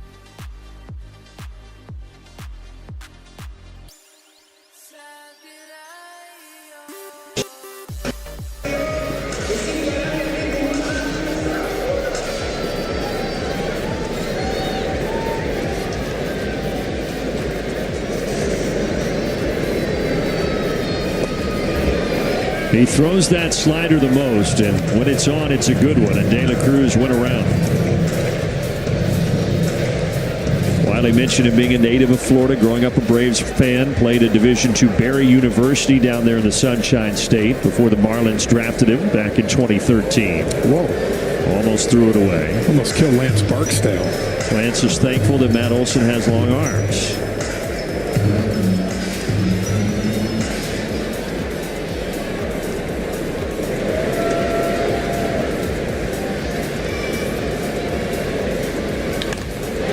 De La Cruz continues to have a nice night. McLean stops at second. 2 on, 1 out.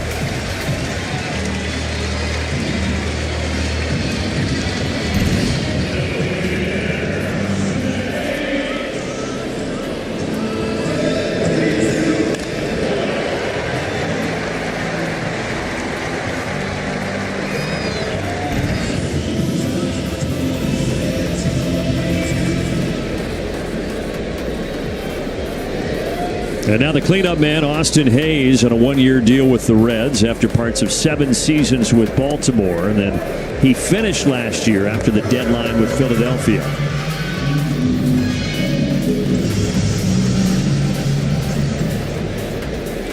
But he's had 3 IL stints this year. Has not been able to stay healthy. This is just his 60th game tonight.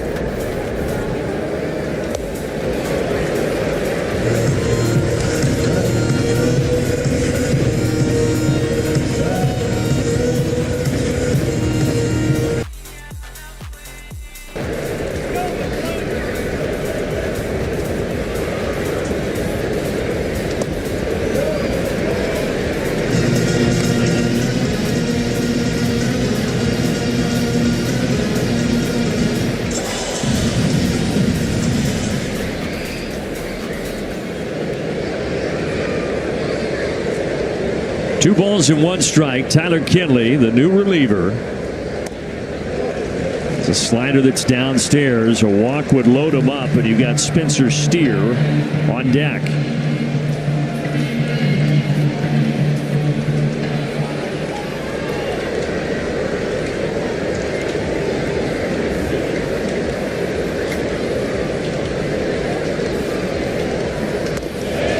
He walked him 96 low, and they are loaded. Here comes Rick Kranitz.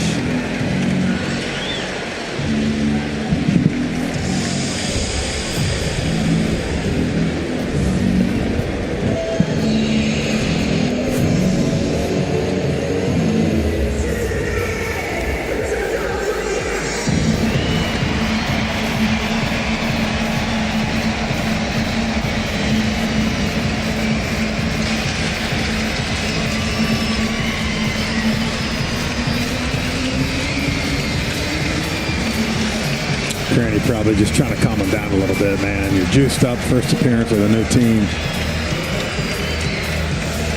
And probably talks to him differently than these relievers that he's known for a while. Just met the guy. Yeah. You never know with Cranny, though. Well, Carlos Carrasco was able to get out of jams in the 4th and the 5th. Let's see what Kenley can do here in the 7th.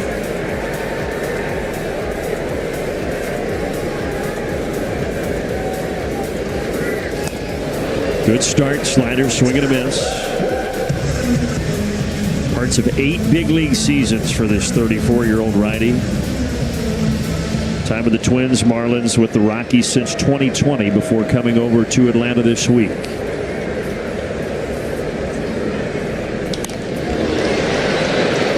Shallow right field, and it's going to be Eli White coming to take it. That will not score anybody. And now there are 2 down.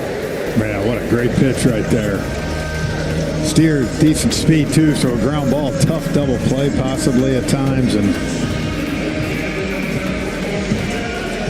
see now if you can get out of this inning.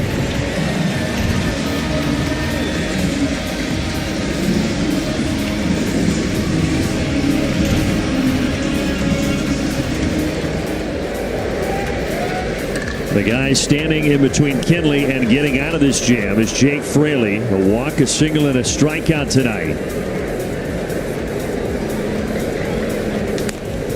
That's in there, 0-1.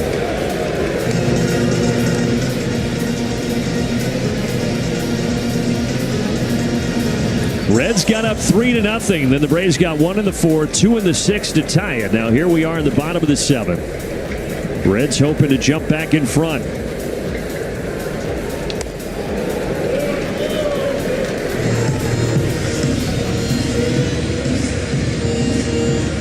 Bottom right of your screen. A couple of grand slams in the career of Fraley. 2 for 2 this year, including one of those grand slams.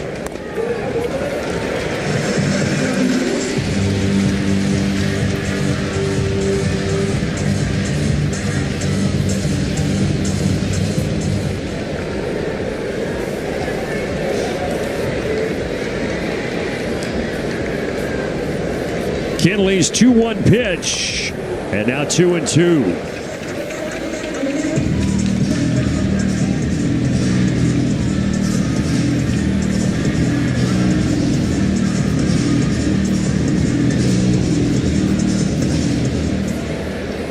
Would be the perfect time for Tyler Kenley's first strikeout as an Atlanta Brave. It would be a big one here in the 7th.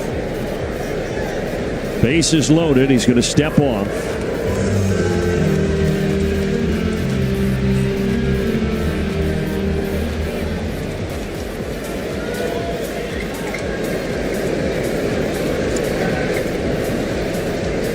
Two down and the 2-2 pitch coming. And I think he got him. Yes, he did. He went around. And Fraley is down on strikes. Kenley gets the job done. Strikeout number 1 as an Atlanta Brave is a big one.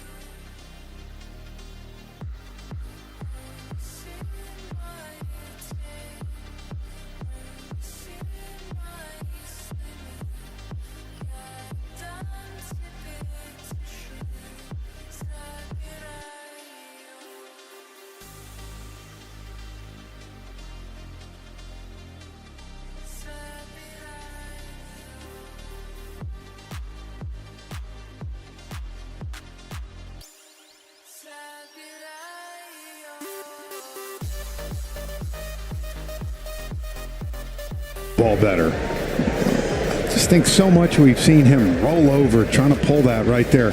99, don't try to pull that. Do exactly what you did there and then use your speed. Great at bat. Second 3-hit game of the season for Ozzie. And how about the middle part of the Braves order? Ozuna, Albies, and then Murphy. Murphy's walked 3 times, but those 3 guys have reached in 9 of the 11 plate appearances that they've had tonight.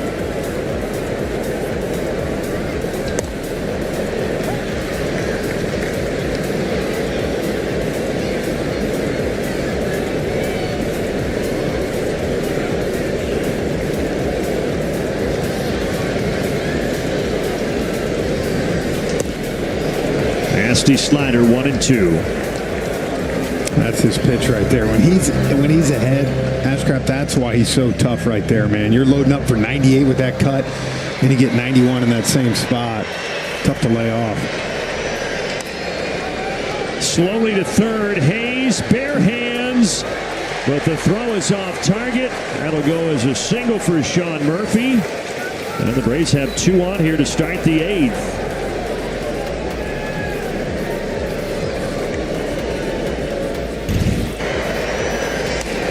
Man, that's a beauty. What's going on in the Reds club?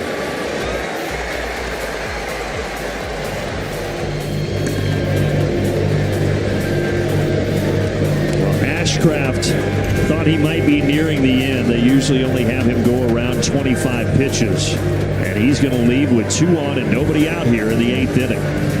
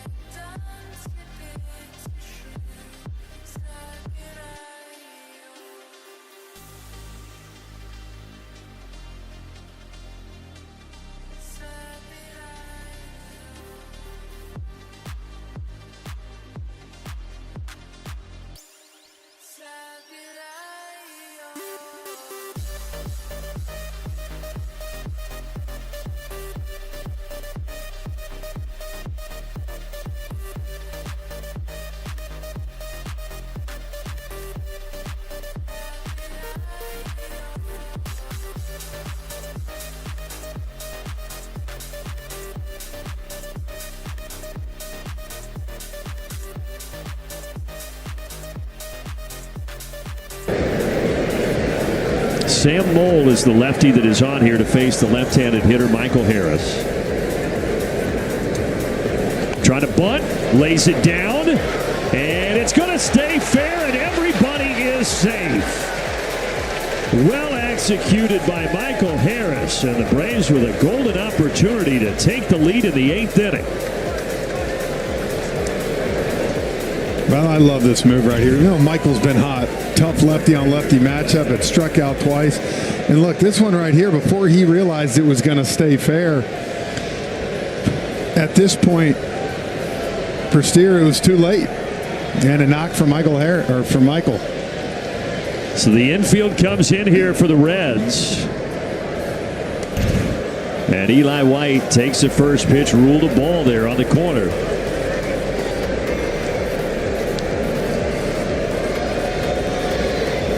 Remember, White was at the plate in the 6th inning when he hit it to Hayes, and he made the error that allowed the Braves to tie it, and now he hits it that same direction out to left field and gives Atlanta their first lead of the night.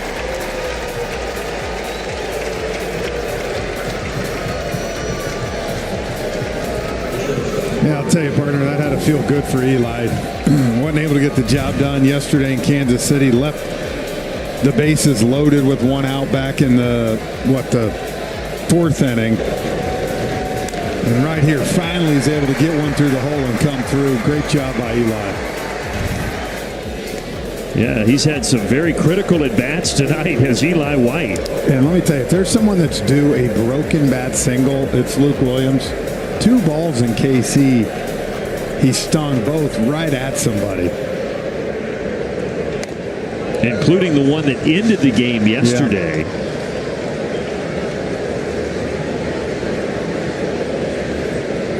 But Atlanta once down 3-0. Now on top 4-3 and looking for more.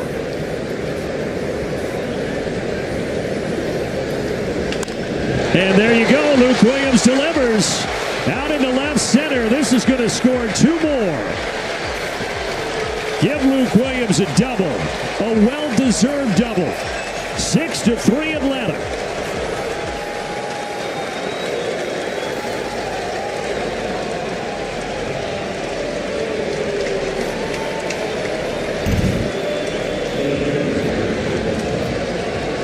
Now, we talked so much about the top of the lineup, right? Today, it's been that middle part. Now, finally, the bottom has picked up the slack, and the Braves got a chance to really blow this thing wide open. 2 in scoring position. There is still nobody out.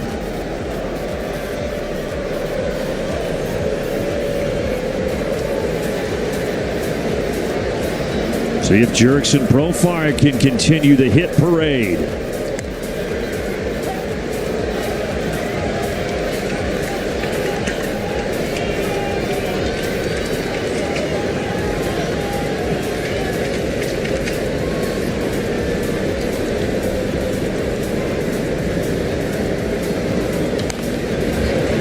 Bounce over toward the Braves dugout. 0-2 still.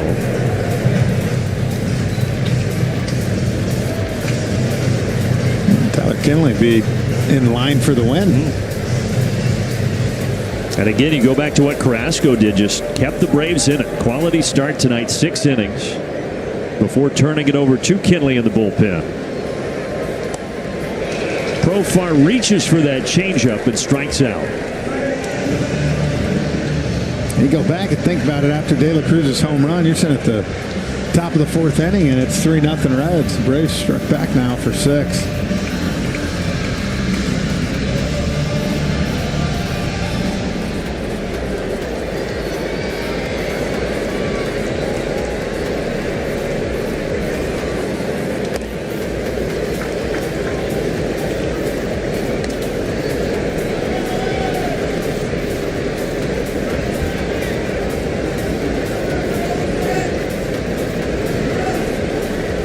One for 4 tonight from Matt Olson. Ground ball. Mole has it. He's going to come home. Safe. Eli White snuck the hand in there.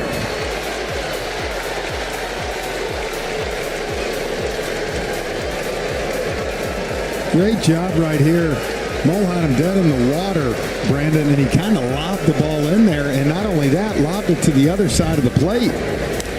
Watch this right here. You got to throw this thing. And you see how he just kind of lobs it. And Stevenson had no chance here.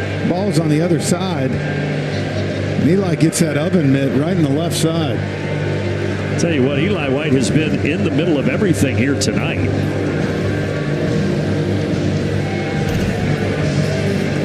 They're going to make a pitching change as the Braves have totally flipped this game upside down.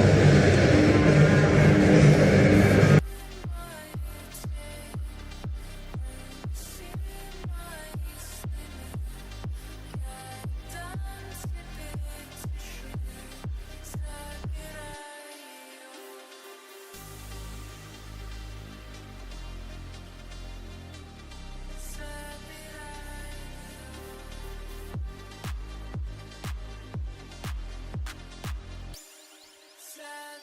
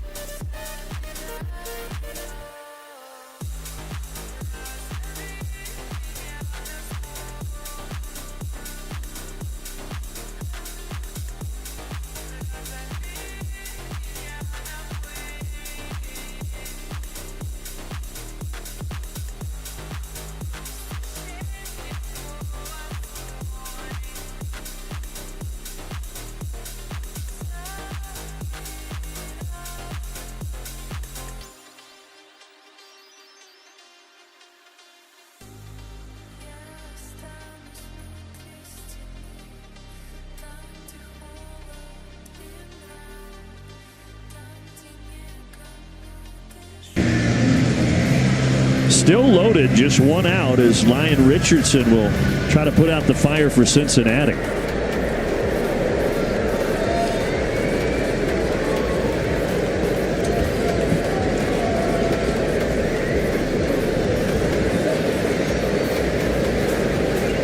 Riley's the 8th Brave to bat in this inning.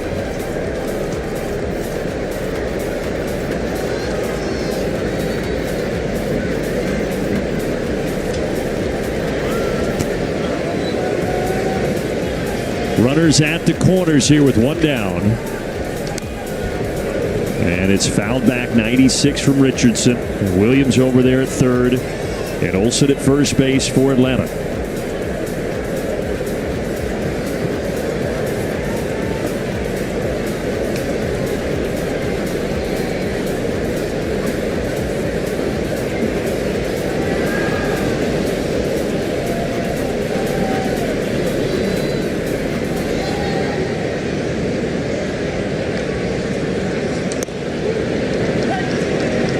And the Braves do all of this damage despite the top three, Profar, Olsen, and Riley. 1 for 14, but as Frenchie mentioned, the production has come from 4 down. 4 down, and then the bottom part, really 7, 8, 9, finally opened it up this inning. Broken bat, little flare, that will work, and it will score another. Make it 8 straight for Atlanta to put them on top by 5.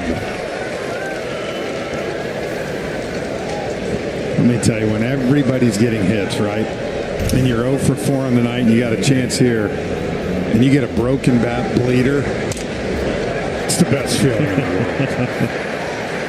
All of a sudden, instead of an 0 for 5 night, you're 1 for 5 with a ribby, and you're like, yeah. Those are the ones that keep you going. Things are going the Braves' way right now. And with Ozuna at the plate, all 9 Braves have now hit here in the top of the 8th.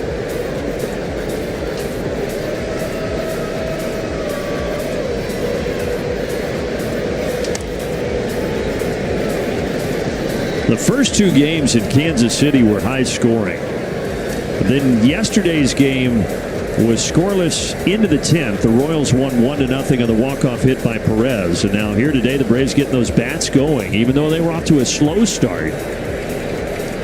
Braves only had 1 run entering the 6th. But now an explosion here at the top of the 8th.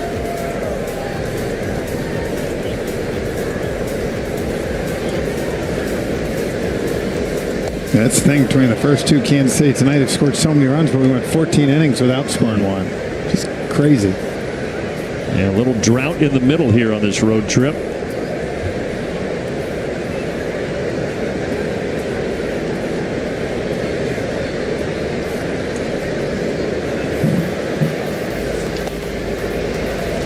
You say Richardson puts a 3-1 grooved in the middle of the plate here, and Big Bear goes big fly.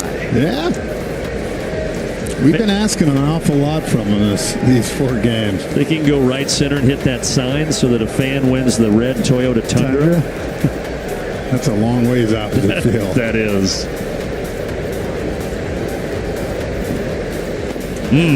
Big cut, 3-2. That's a great promotion because it's almost no chance to do it. It's only happened once since they started that promotion about a decade ago. Jesse Winker didn't hit the sign, but he came close enough that the folks at Toyota said, you know what, we haven't given one away, we're going to give it away, and they did. That was a few years ago.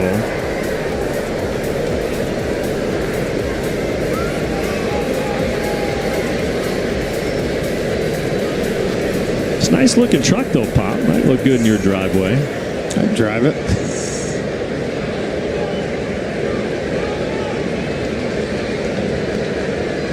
Oh, inside, nearly hits him. So Murphy has 3 walks tonight. Now Ozuna gets his 3rd free pass.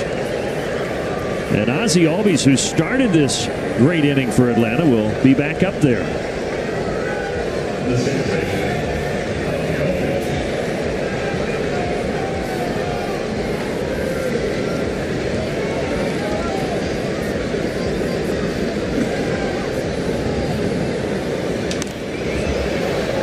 Change up into the seats, foul.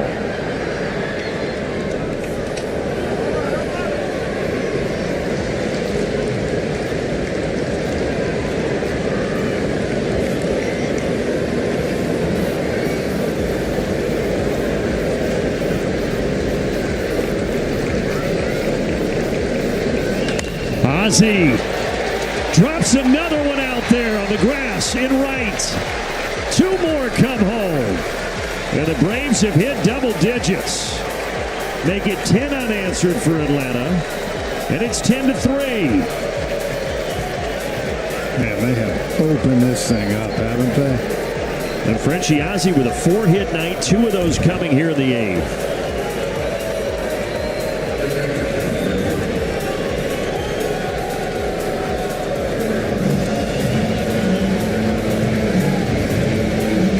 First 4-hit game for Ozzie since June of last year, June of 24 in Baltimore.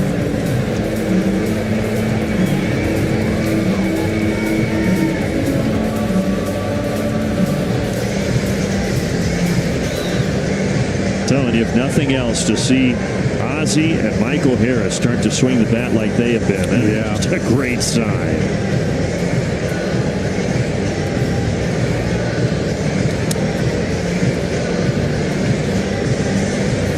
Braves scored 10 unanswered all of a sudden. Ooh. 7 runs on 7 hits. Let's keep it rolling. Yeah. Let's go, Murph. Murph had a single earlier in this inning.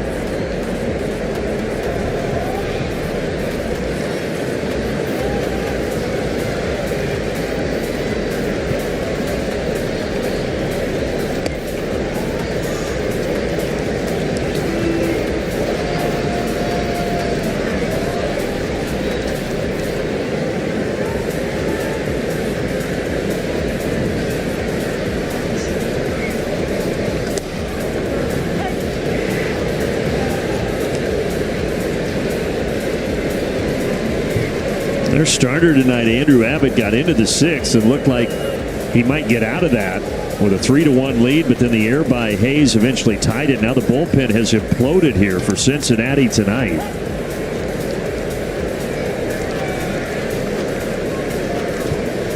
Really, Ashcroft didn't pitch bad. You know, I mean, he gave up that single to Ozzie, but then the infield hit. Mullen, Richardson, they're starting to break it wide open. Yeah, those 2 guys have been hit pretty hard here.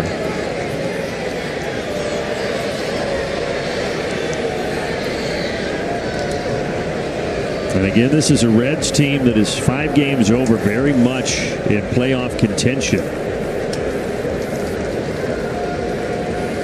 But the Braves handing it to him right now. And Sean Murphy down the left field line. That one drops.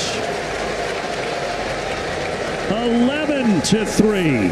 RBI double for Murphy. Ozzie to third. The inning continues.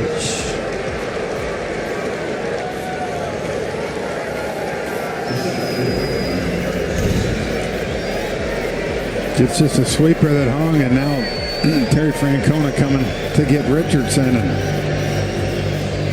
it's a race to the bat rack in the Braves dugout right now, Pop. Everybody wants their crack.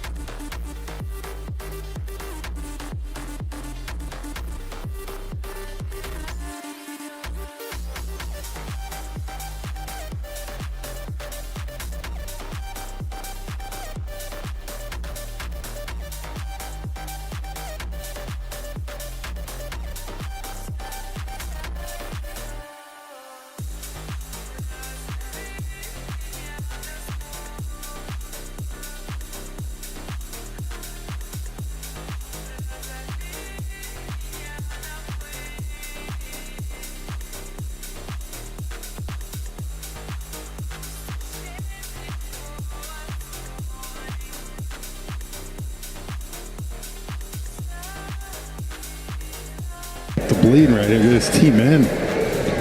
Braves got a chance to tack this on for 9th or 10th run this inning. 2 in scoring position for Harris. He had the bunt single down the first baseline earlier in this inning.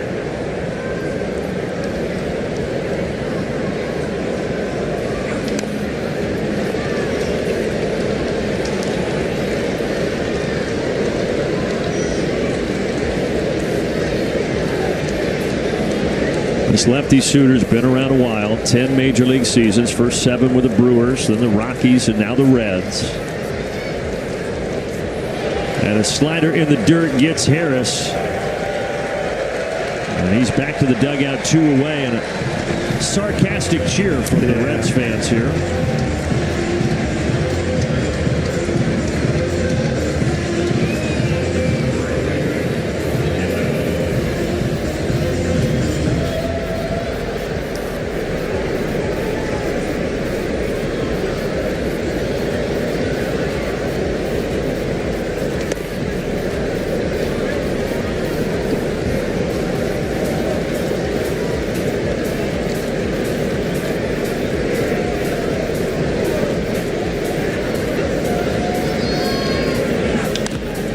Eli White lifts it out to left center. Got underneath it, though.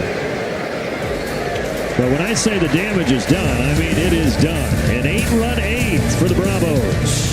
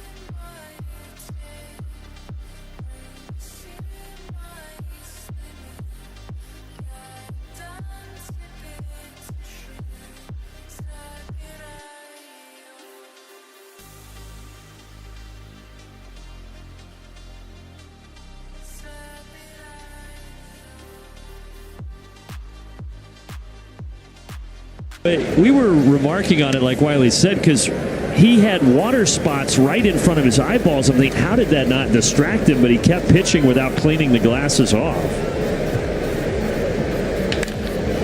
And it starts here by giving up a single to Stevenson. It's called mental toughness. I don't know that he's going to be able to work up a lather tonight, though. It's a little chilly.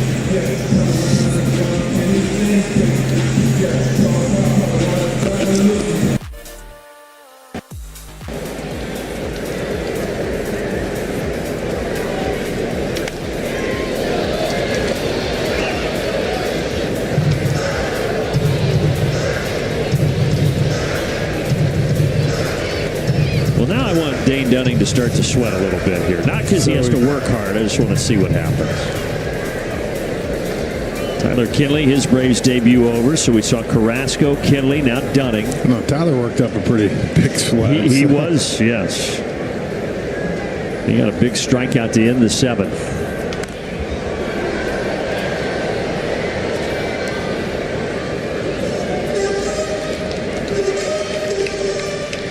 What are you thinking, Jeff? Post-game Skyline chili to celebrate? That ought to make you sleep real well. Hard pass.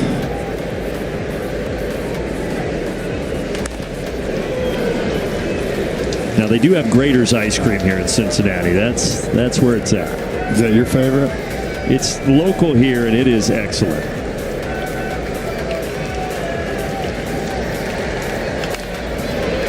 Another base hit. Will Benson this time. So 2-1 here with nobody out.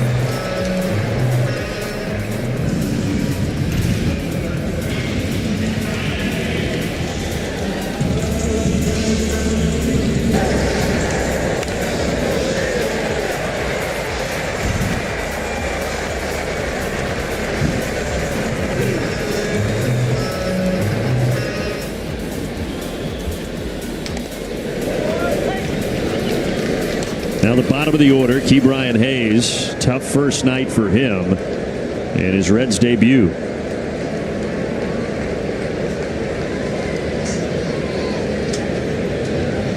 Of course, son of longtime Major League infielder Charlie Hayes. He used to wear his dad's number 13 in Pittsburgh, but now number 3 here in Cincinnati.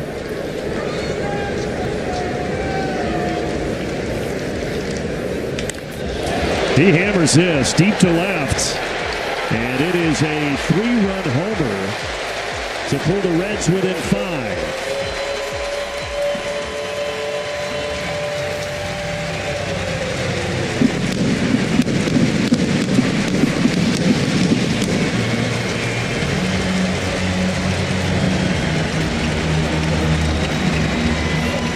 Yeah, you work hard to get 0-2, and you can see Murph set way up off the plate, and this ball just spun middle, and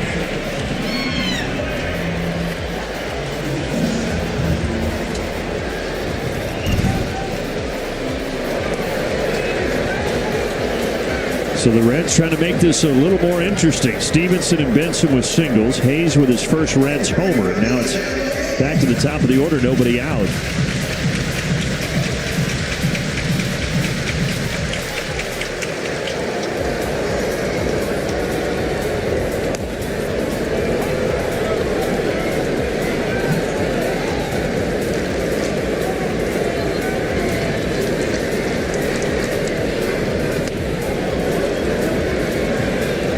Yeah, this is a lot like the first 2 games in that Kansas City series. right? Just both sides swinging the bat.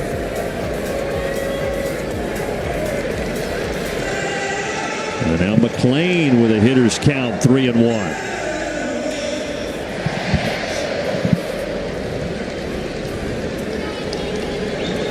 He's got a double and a single tonight.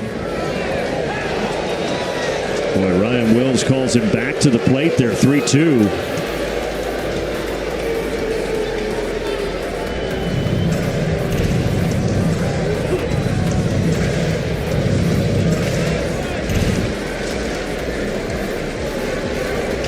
Payoff pitch, and it is now 4 straight hits for the Reds here in the bottom of the 8th.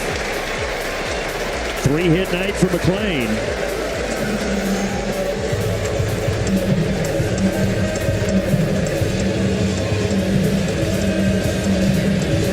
Rick Kranitz on his way to the mound. Quick message from Georgia Drive Chevy. Act now to get a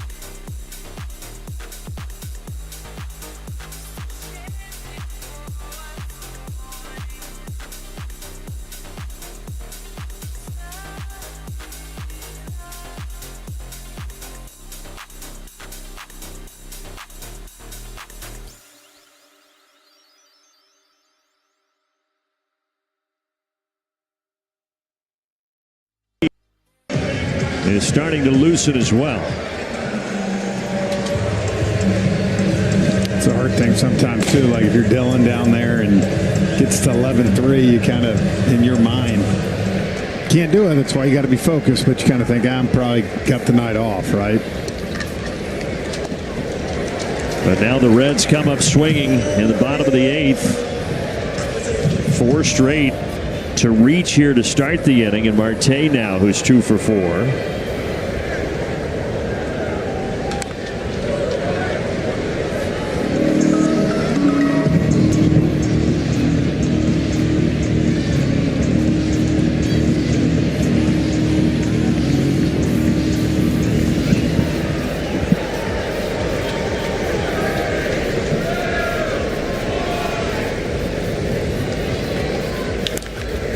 To the left side, it gets through. Another hit.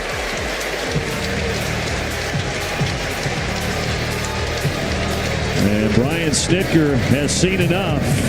Dylan Lee up next for Atlanta.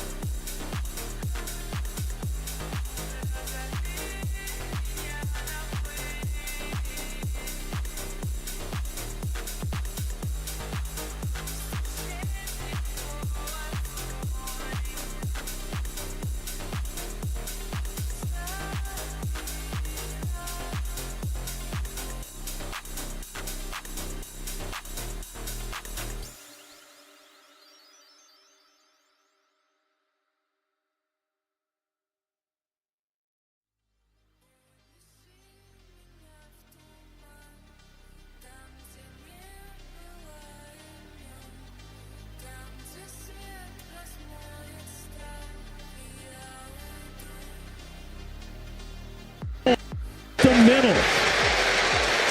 The hit parade continues. The 8th inning for both bullpens has been a disaster.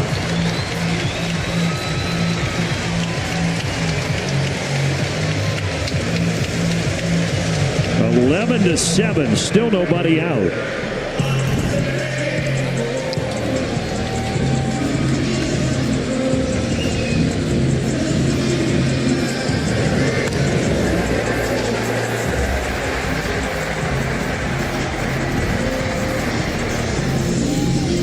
De La Cruz with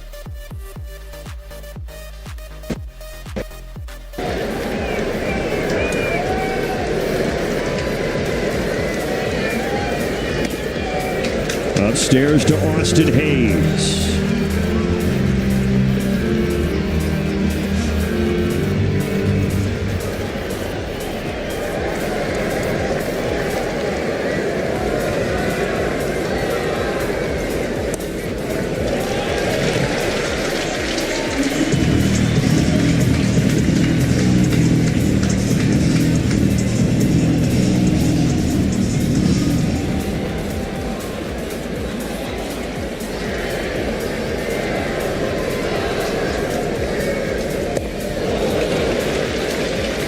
2-0 changeup from Lee. 2 balls, 1 strike.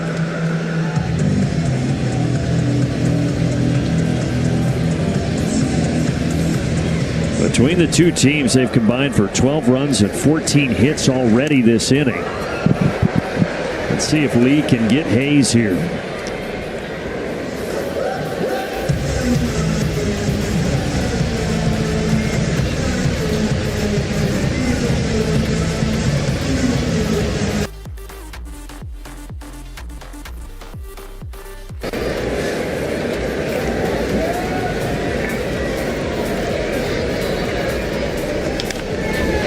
Chopper over the head of Riley. It's 11-8. Heading for second is Hayes. He's in there. The tying run is coming to the plate, and there are still no outs recorded. Tell you what, there's some bad breaks sometimes, and this is one where, I mean, he just hits this ball.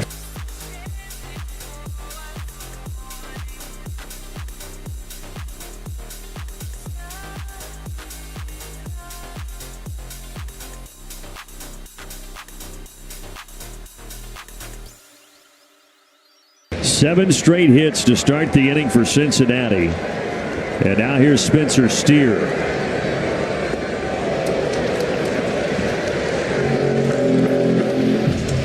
Been a while since we've seen an inning like this. 13 runs.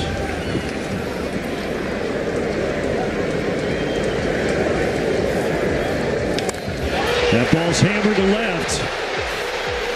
Oh my. This game is tied at 11. Unbelievable.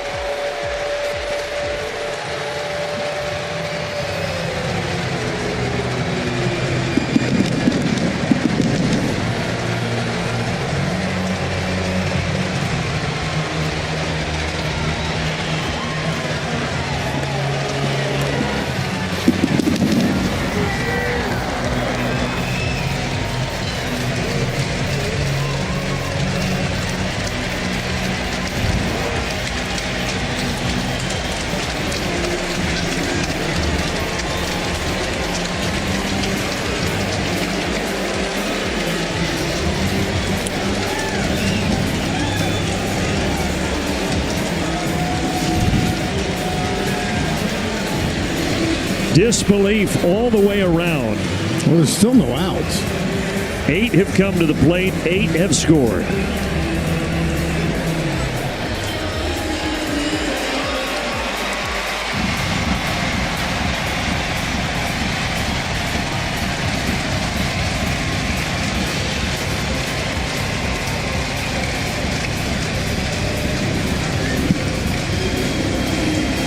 Espinal is going to pinch hit here for Jake Fraley. I told you it's even for Dylan the mindset, right? Like before you know it, you're in a game, and this is crazy.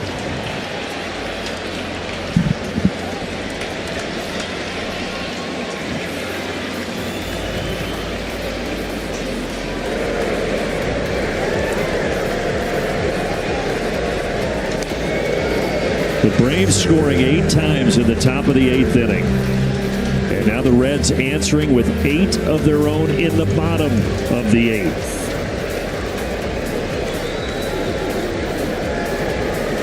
One to Espinal. And Ryan Wills giving Lee the corner on that one.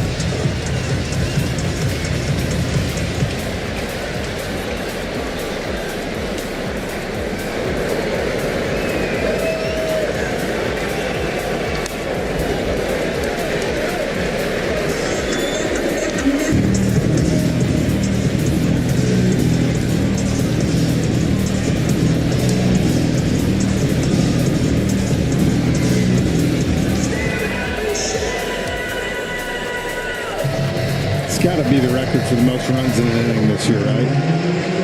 Combined both teams, 16. Ed Speed is looking into it.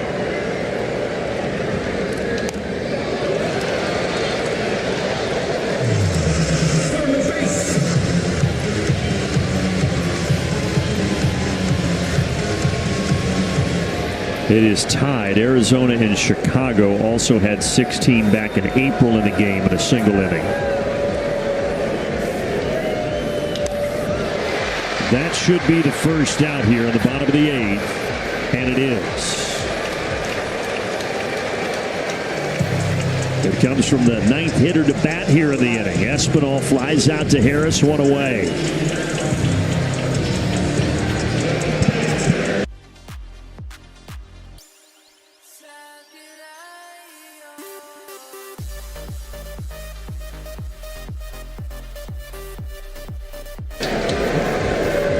Tyler Stevenson.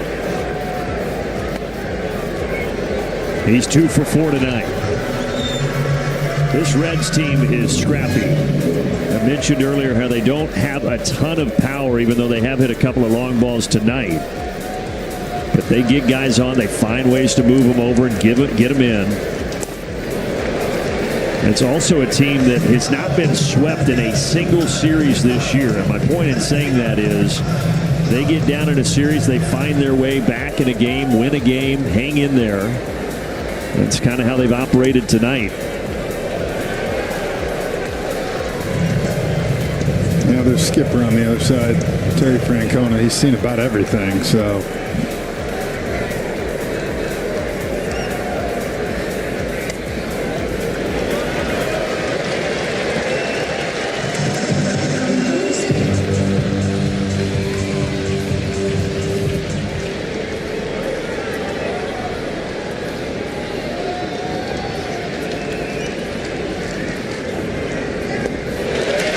There's a walk to Stevenson, so the go-ahead run is on. There's a couple of relievers throwing for Atlanta right now, with Lee struggling a bit. You got Bummer throwing and Pierce Johnson.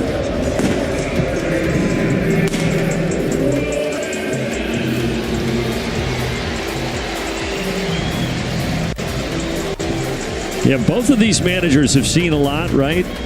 Brian Snitker approaching 70, Terry Francona 66.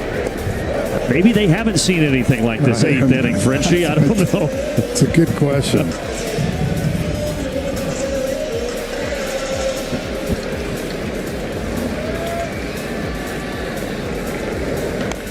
Off the end of the bat, Lee gets to it and fires a strike to Olsen.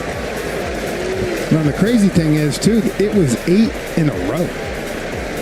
You know, it's not like an out here after 4 batters. There's 8 batters in a row, and I think Pierce Johnson's going to come in this game to face Ke'Bryan Hayes. That is the case with a go-ahead run at second.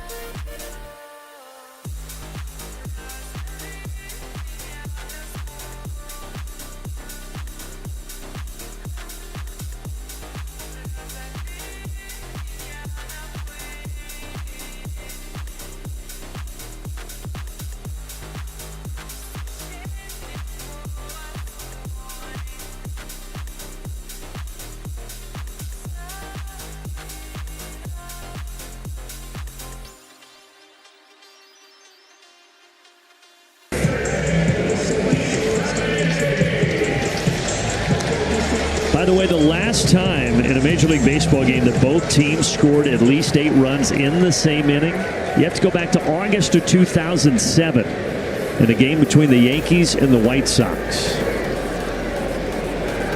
Yeah, it's been a while. 18 years.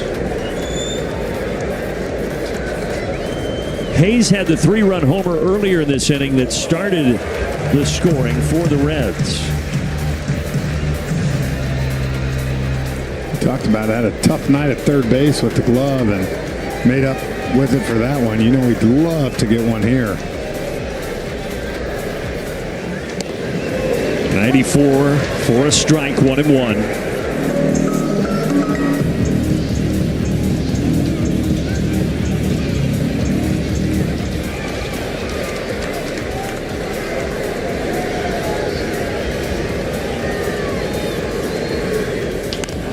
To right field, Eli White, he's got it, and that will do it.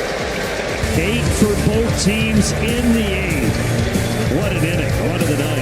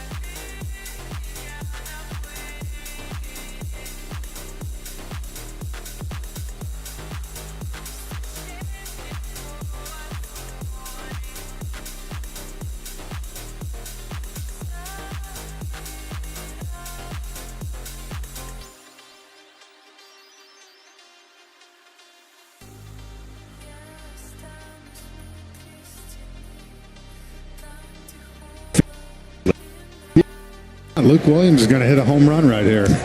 He had a big 2 RBI double last inning. His first homer of the year put us back up. It's still Suter on the mound here for Cincinnati.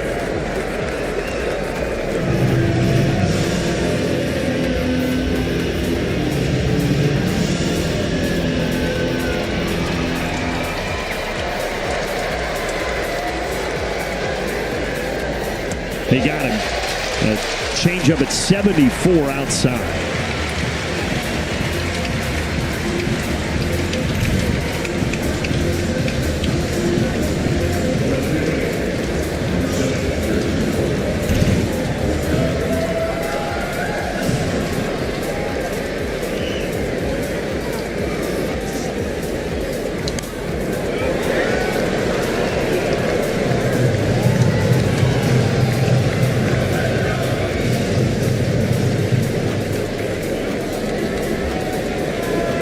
Jurickson Profar puts it on the ground to De La Cruz. 2 away.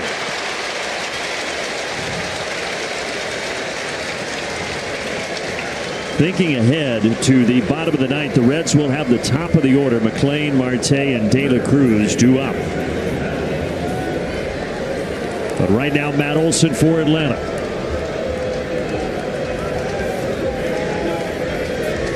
We showed you earlier how much success Matt Olson has had in this ballpark.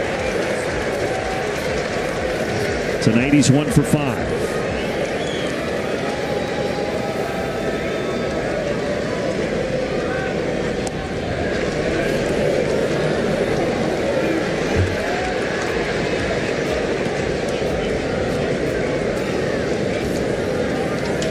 To the left side, Hayes has it. A 1-2-3, top of the ninth. Quite the opposite from the eighth.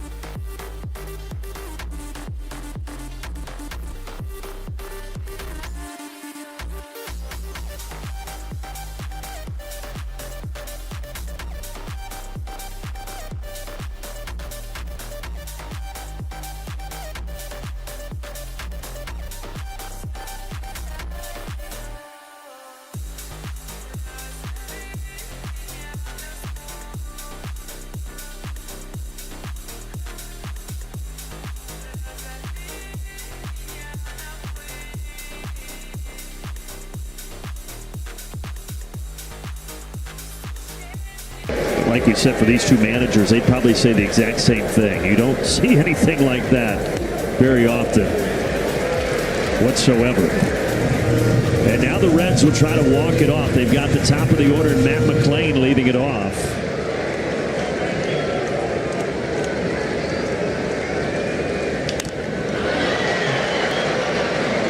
Out to right center, Eli White will take it for out number 1. So the ninth inning has seen 4 hitters, and all have been retired.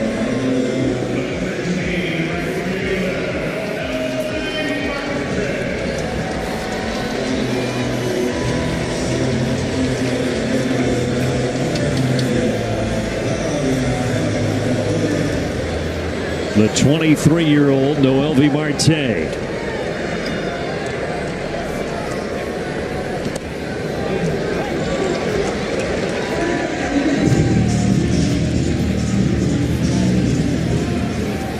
Marte 3 hits tonight.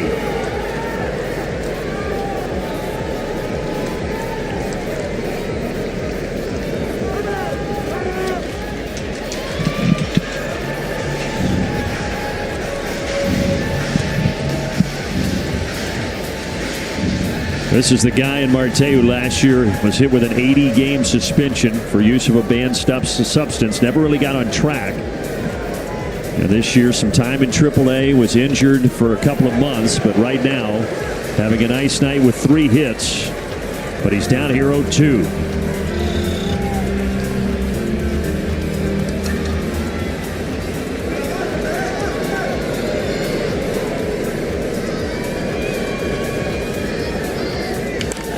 To right field, Eli White over, and he's got this one as well.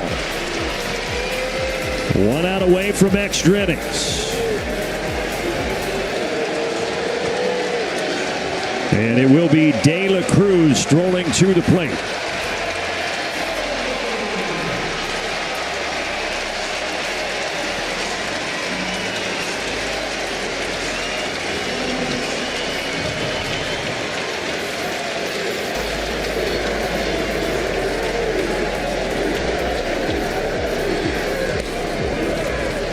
Everybody wearing a Reds jersey or shirt in this stadium that is standing has one thought on their mind. They want to see Ellie hit another homer. I'm not giving him much to hit, man. If you walk him, I'm not that mad about it, to be honest with you.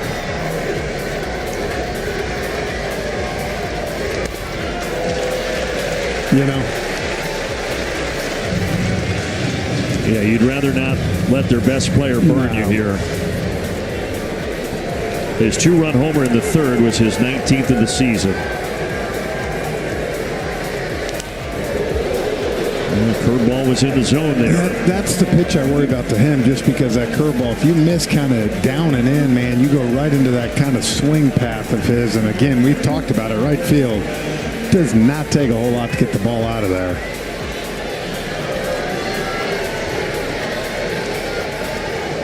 Ooh. Four-seamer, 2-2.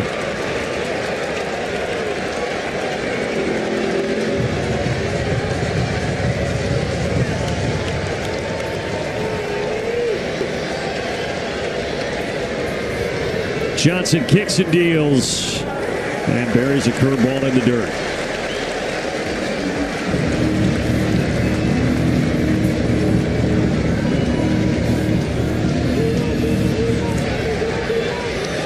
A smaller crowd tonight, around 20,000. Pretty much all of them on their feet. Payoff pitch. Called strike on the outside corner. De La Cruz down looking, and we are on our way to the 10th inning.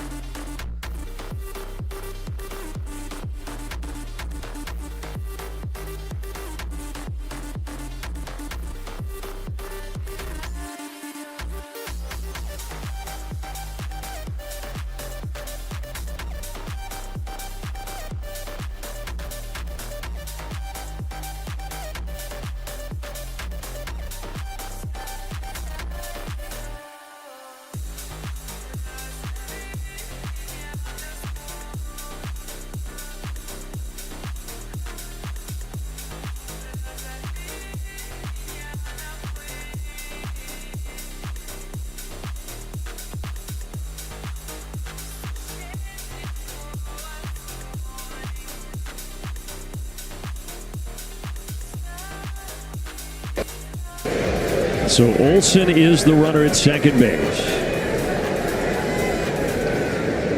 Yeah, we joked about the ninth going 6 up, 6 down. You were right. It did. What a turnaround.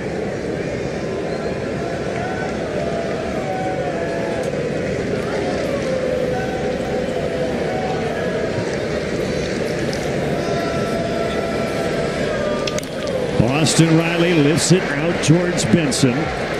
Matt Olson ready to tap.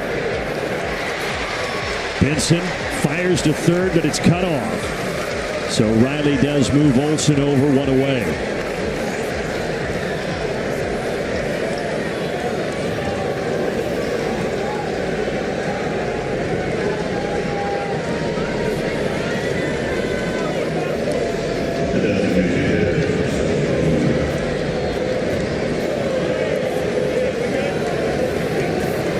Closer Pagan has 22 saves this year, but he's thrust into a different role here, trying to keep this 11-11 in the top of the 10th.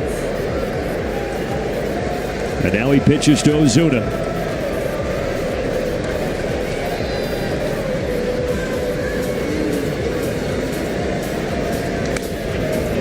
That 4-game series back in May in Atlanta, 2 of those games went to extras. The Braves won both of them. So this is now 3 of the 5 meetings this year between the Braves and the Reds that have had free baseball attached to them. Shallow right, foul ground, and no play to be made.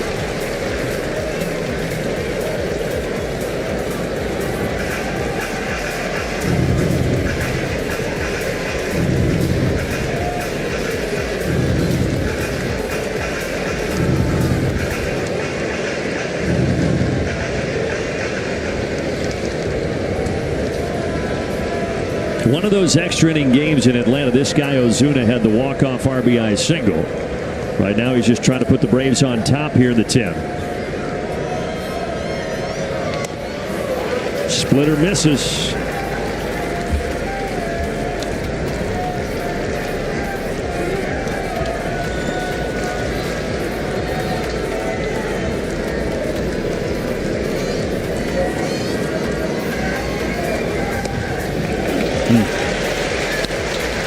Tough one, kind of hung up there, never came down. Hitter almost like a four-seamer up top.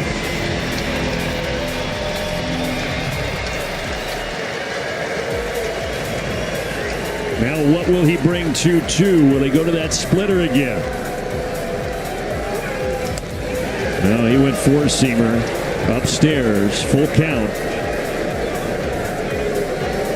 But Marcel already has 3 walks tonight to go along with a single.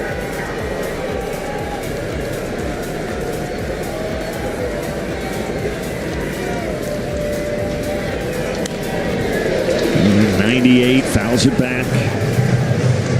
Trying to get a strikeout or a little pop-up here. See if he tries to throw the splitter at some point and try to get him to swing over the top.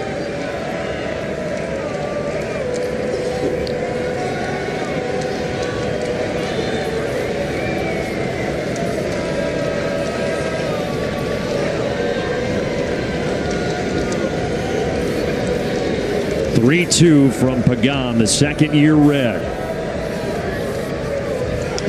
Ozuna, this is going to give the Braves the lead. Olsen tags, and he will score. 12-11 in the top of the 10th. Well, great job by Big Bear. That's a tough matchup. You got a guy throwing 98 with a really good split. And knows all he's got to do is get that ball to the outfield, do a job. Olsen got him over, and Big Bear brought him in.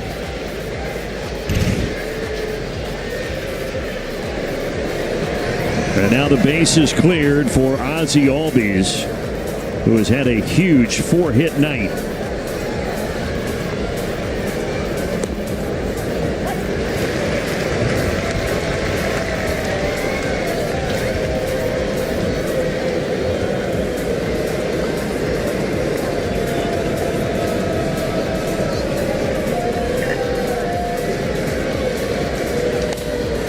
Two.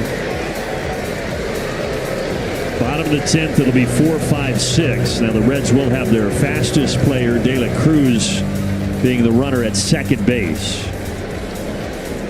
And guessing we'd probably get a chance to see Rysel, where it all started here in Cincinnati. We're going to find out. Bottom of the 10th, here we come. Rysel Iglesias, here he comes.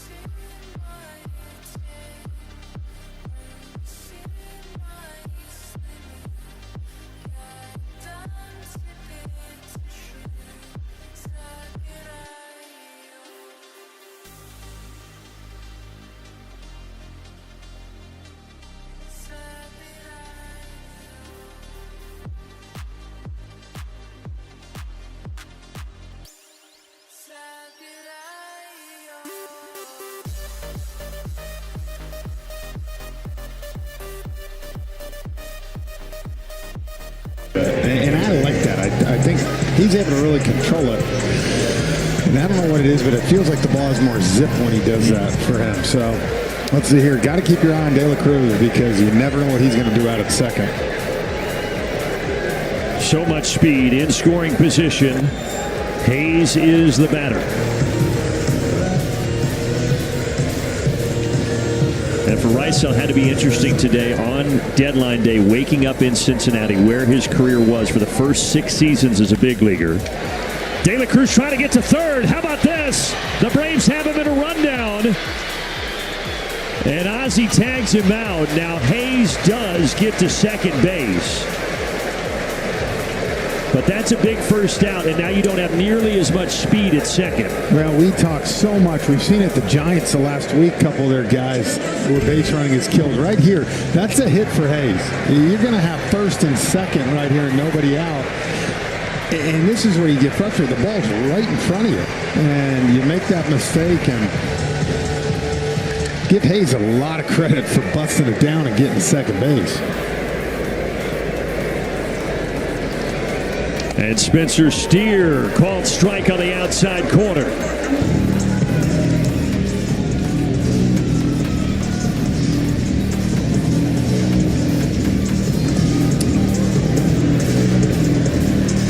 That 4-game series in Atlanta between the two teams, there was a combined 23 runs in the 4 games. We have 23 runs tonight in game 1 of this 3-game series. There's another strike. What a wacky ball game.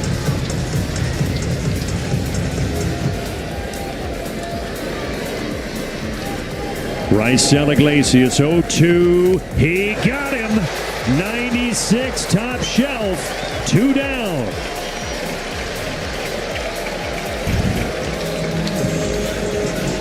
That's what I'm saying. He gets down to that angle right there, and that ball just keeps rising. And as right-handed hitter, you can't get on top of it.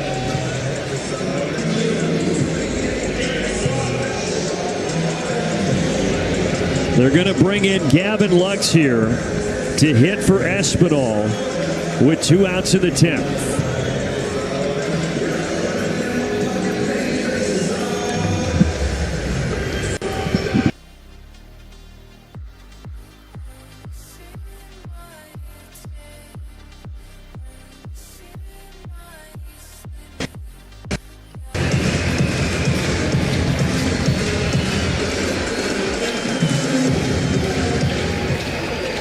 Gavin Lux, who was traded from the Dodgers in January, got a World Series ring last year in Los Angeles. Off the bench, comes up swinging and fouling off the changeup. Great pitch right there. Got a guy coming off the bench looking for that first pitch, something to jump on, and he drops the changeup on him.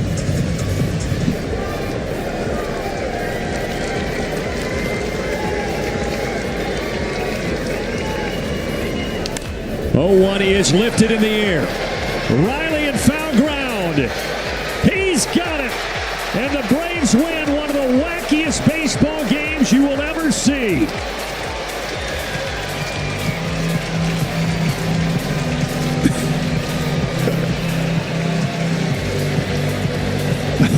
I'm speechless. I've seen a lot of crazy things. I have not seen too much of that, but I mean, give credit to Pierce Johnson and Rysel Iglesias coming in and stopping that, give the offense. Riley got him over. Big Bear got him in.